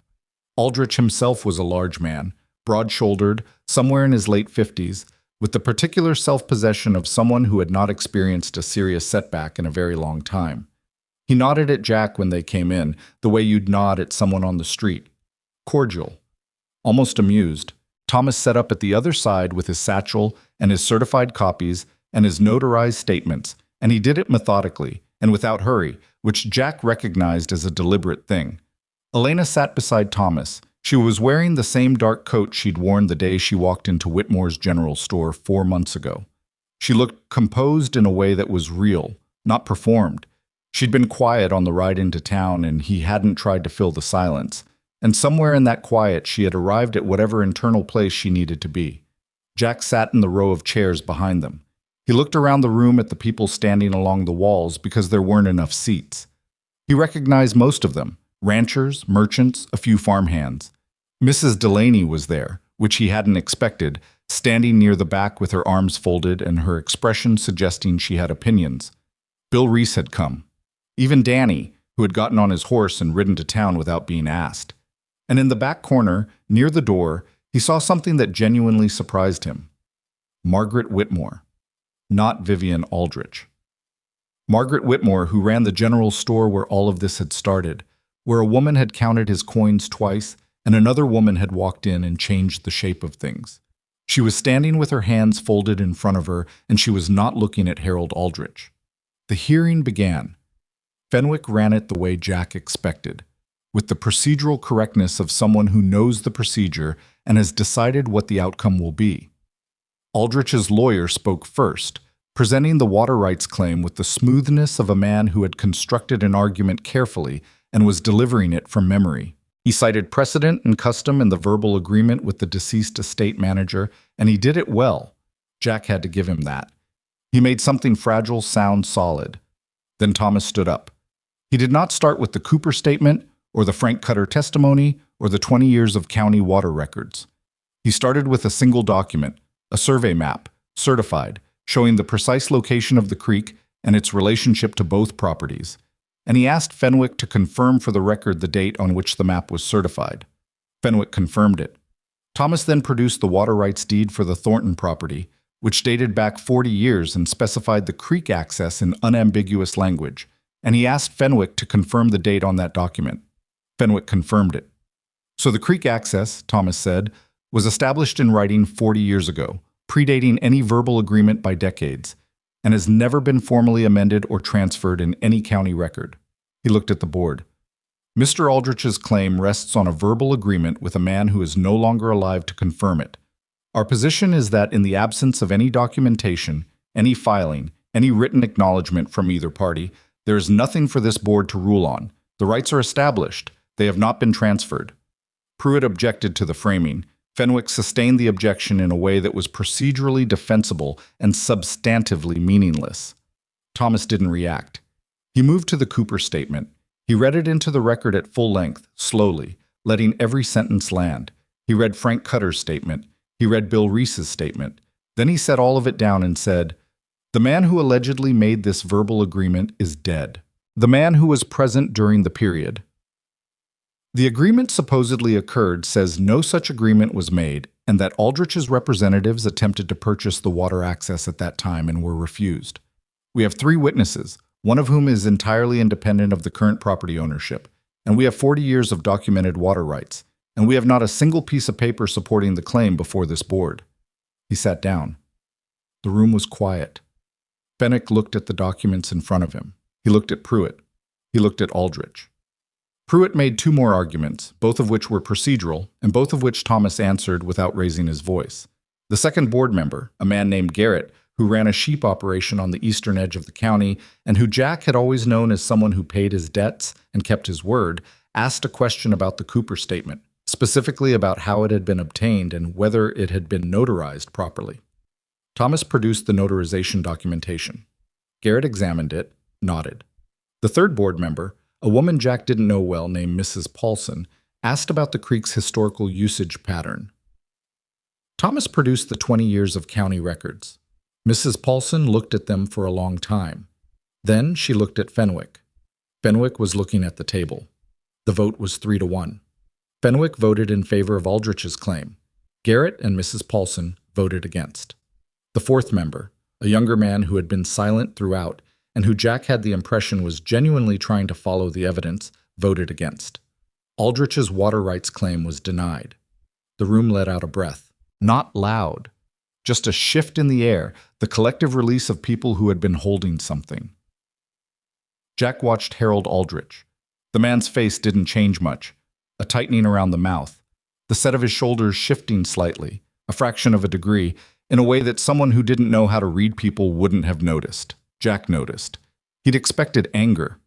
What he saw instead was recalculation. The look of a man who has lost a battle and is already counting the next one. He filed that away. Thomas was gathering his papers with the same methodical calm with which he'd laid them out. Elena was beside him, her hands folded on the table, and Jack could see from the set of her back that she was keeping herself level. He knew what it cost. He leaned forward and said quietly, "You won." She turned her head. Her eyes were bright in a way she didn't quite manage to conceal, and she looked like she might say something and then didn't. She just nodded. That was enough. Outside the courthouse, in the cold February air, several things happened in the space of 20 minutes that Jack would remember for a long time afterward.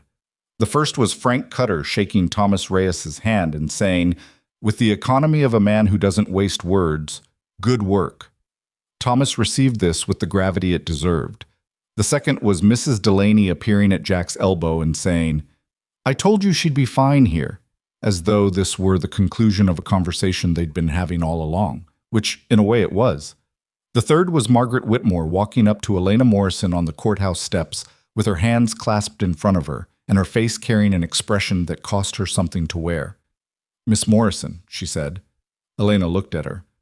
"I want to—" Margaret Whitmore stopped. Started again. "I behaved badly in my store," she said, "in October, toward Mr. Harrison and his daughter." She was not looking at Jack, which took a particular kind of effort, and he recognized the effort. "It was unkind, and it was wrong, and I've been aware of it since." Elena looked at her for a moment. Then she said, "Have you told Jack?" Margaret Whitmore looked at Jack then. Her face was uncomfortable in a way that was at least honest. "I'm sorry," she said, "for what I said, and for what I didn't stop." Jack looked at her. He thought about Rosie's face in that store, the jaw held tight, the eyes on the floor. He thought about the coins counted twice. "All right," he said, "because it was. Not because it hadn't happened, but because he was not going to carry it longer than it deserved. Some things you put down when someone asks you to, and Margaret Whitmore asking, with that uncomfortable honesty on her face, was enough." She nodded once, walked away quickly, like the conversation had used up what she had. Elena looked at Jack. "That was gracious," she said. "It was practical," he said. "She runs the only decent general store in 20 miles. Elena looked at him. Then she laughed. A real one, brief and unguarded, the kind that came from somewhere genuine. He hadn't heard her laugh like that before. It changed her face in a way that he kept looking at for a second longer than he should have. She noticed. He saw her notice. Neither of them said anything about it. Thomas left the next morning. At the depot, he and Jack stood with their collars up against the February cold while the stage was being loaded, and Thomas said, "She's going to be fine." "I know," Jack said. "You did good work for her," Thomas said. "Both of you did." He picked up his bag, then he stopped. "Jack." Jack looked at him. Thomas looked back with Clara's eyes and the measured expression of a man who has decided to say something he's been carrying for a while. "You've been alone for 4 years," he said. "Clara would have been— she would have wanted—" He stopped, tried again. "She would not have wanted you to stay alone because of her." The depot noise moved around them. Horses, voices, the stage driver calling out. "I know," Jack said. His voice came out even. He was proud of that. Thomas nodded. He didn't push further. That was the thing about Thomas. He said the thing once and then let it be a man's own business. He shook Jack's hand, picked up his bag, and got on the stage. Jack stood and watched it pull away. He stood there longer than he needed to. Spring came the way. Spring always comes in that country. Not gently and not all at once, but in pieces, patches of warmth between the last cold snaps, the ground thawing and then hardening again before it finally committed. The creek along the southern boundary ran clear and full when the snow came off the mountains, and Jack walked the channel with Frank one morning in March, and they checked the clearance work they'd done in November and found it holding. "Good," Frank said, which was Frank's word for things that had been done right. The east pasture was recovering. Not fully. Land doesn't come back in 4 months, what took years to deplete. But the grass was returning in the sections they'd rested through the winter, and Frank's assessment was that by summer they'd be able to move cattle onto the east rotation without stressing the recovery. That was ahead of schedule. The herd expansion happened in late March, as Elena had projected. 20 additional head, bought at a sale 2 counties over at a price that was fair and not more. Bill Reese had gone to select them personally, which was the right call, because Bill's judgment on cattle was the best Jack had encountered, and he told Elena so when she asked. She took the advice and sent Bill. The new animals settled into the Thornton pastures without significant incident, which was the most you could ask of any transition. Danny had changed over the winter in the way young men sometimes do when they find themselves in the middle of something real. Not dramatically, not overnight, but accumulating. He'd started coming to Jack with questions rather than waiting to be told things, and the questions were good ones, practical, showing he was thinking ahead rather than just reacting. Jack had started giving him more responsibility without making a ceremony of it, which was the right way to do it with someone Danny's age. Rosie, who had noticed Danny's shift before anyone else did, because Rosie noticed most things before anyone else did, told Jack one Saturday in early April that Danny was going to be important to the ranch someday. "Why do you say that?" Jack asked. "Because he stopped pretending he already knew everything," she said. "That's when people get actually good at things." Jack looked at her. She was 9 now, had been since February, and somewhere in the winter she'd gotten to a place where the things she said arrived fully formed and occasionally startling. "Where did you hear that?" he said.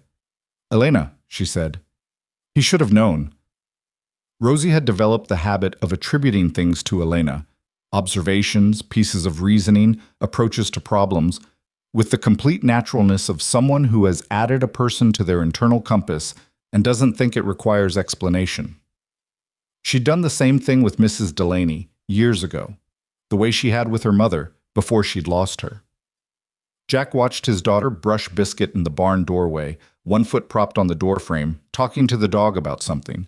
And he thought about what Thomas had said at the depot, and about what Rosie had just said in the kitchen, and he thought about how the people around you sometimes see the shape of your life more clearly than you can see it from inside.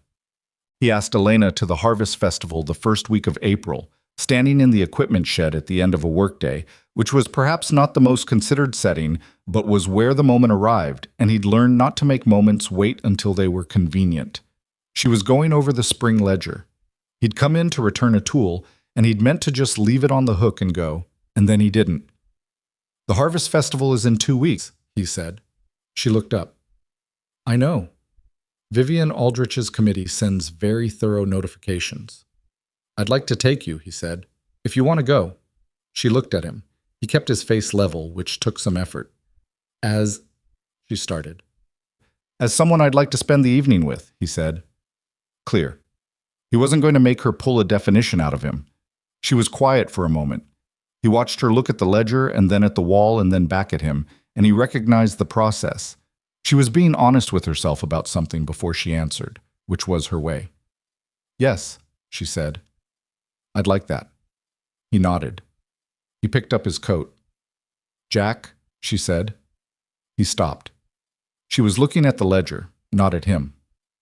"I should tell you something," she said. "I've been thinking about it for a while, and I'm not going to let it get more complicated by waiting." She looked up. "I came to Copper Ridge to build something. A real thing, not a retreat from everything else that hadn't worked. I didn't come here looking for—" She paused. "I wasn't expecting to find people who mattered." He stood at the shed door. The evening was coming in, the light going gold the way it did in April when the season was finally committing to itself. "I know," he said quietly. "Neither was I." She looked at him for a moment longer. Then she looked back at the ledger, which he understood meant she'd said what she'd meant to say and was done making a speech of it. He walked out into the evening and didn't fight the feeling that was in his chest, because fighting it had become, somewhere over the winter, more trouble than it was worth. The Harvest Festival was held in the main street of Copper Ridge on an evening in mid-April when the weather had finally agreed to stay warm past sundown. Lanterns strung between the buildings, long tables down the center of the street, a fiddle player and a man with a squeeze box setting up at the north end. Jack came to the ranch to collect Elena, which felt strange and not strange, and she came out in a dark dress that was simple and not trying to be anything other than what it was. And Rosie, who had been allowed to come for the first part of the evening under Mrs. Delaney's supervision, looked at both of them with the expression of someone who has been waiting for something and is gratified to see it arrive. "You look nice," Rosie told Elena. "So do you," Elena said. Rosie looked at Jack. "Papa ironed his shirt," she said. "I can see that," Elena said. "He almost never does that." "Rosie," Jack said. "I'm just saying," Rosie said. They walked down to the festival. The street was full. The whole county came to the Harvest Festival, or near enough, and the air smelled of wood smoke and food and the cold that still lived at the edges of April evenings. People moved around them, and occasionally someone stopped to speak to Elena or to Jack, and the conversations were different from what they would have been 6 months ago. Not entirely different. Some things were the same. The particular politeness that people use when they're not sure where you stand, but different in the way that things shift when something has been proven. Harold Aldrich was there. He came with Vivian, who wore a magnificent hat and spoke to everyone with the warmth of a woman who has decided to treat a loss as though it were a strategic pause. Aldrich himself nodded at Jack from across the street, the same cordial nod as in the courthouse. No more, no less. Jack nodded back. He did not go over. Neither did Aldrich. Some things settle without resolution. You stop, both of you, at the boundary of what you're willing to do, and you go about your lives on either side of it. It wasn't a truce exactly. It was an understanding of limits. Jack could live with that. They danced. He was not a particularly good dancer. He knew the basic steps and executed them without distinction. And he told her so before they started, and she said she didn't mind. And he believed her because she didn't mind the way people say they don't mind when they do, but the way of someone who has genuinely decided the thing doesn't matter. She was a better dancer than he was. That was fine. Most things worked better when the people involved had complementary skills. At some point during the second dance, he was aware that Rosie was watching from the edge of the street with Mrs. Delaney, and that Rosie's expression was the one she used for things she considered correct. Not happy exactly, or not only happy, but satisfied in the way of someone who has assessed a situation and found it as it should be. He looked at his daughter watching him dance with a woman who had walked into a store one Thursday afternoon in October and changed the shape of everything. And he felt something he didn't try to name, because some things don't need names. They just need to be felt, accurately, by the people they belong to. The Thornton Ranch did not become perfect in the year that followed. That is worth saying plainly, because things that leave out the imperfect parts of what happened are not telling the truth. The north fence needed redoing again in July. The repair from winter hadn't held as well as they'd hoped, and 2 animals got through before Danny found the gap. A late summer drought stressed the east pasture rotation, and they lost some of the recovery they'd built over spring.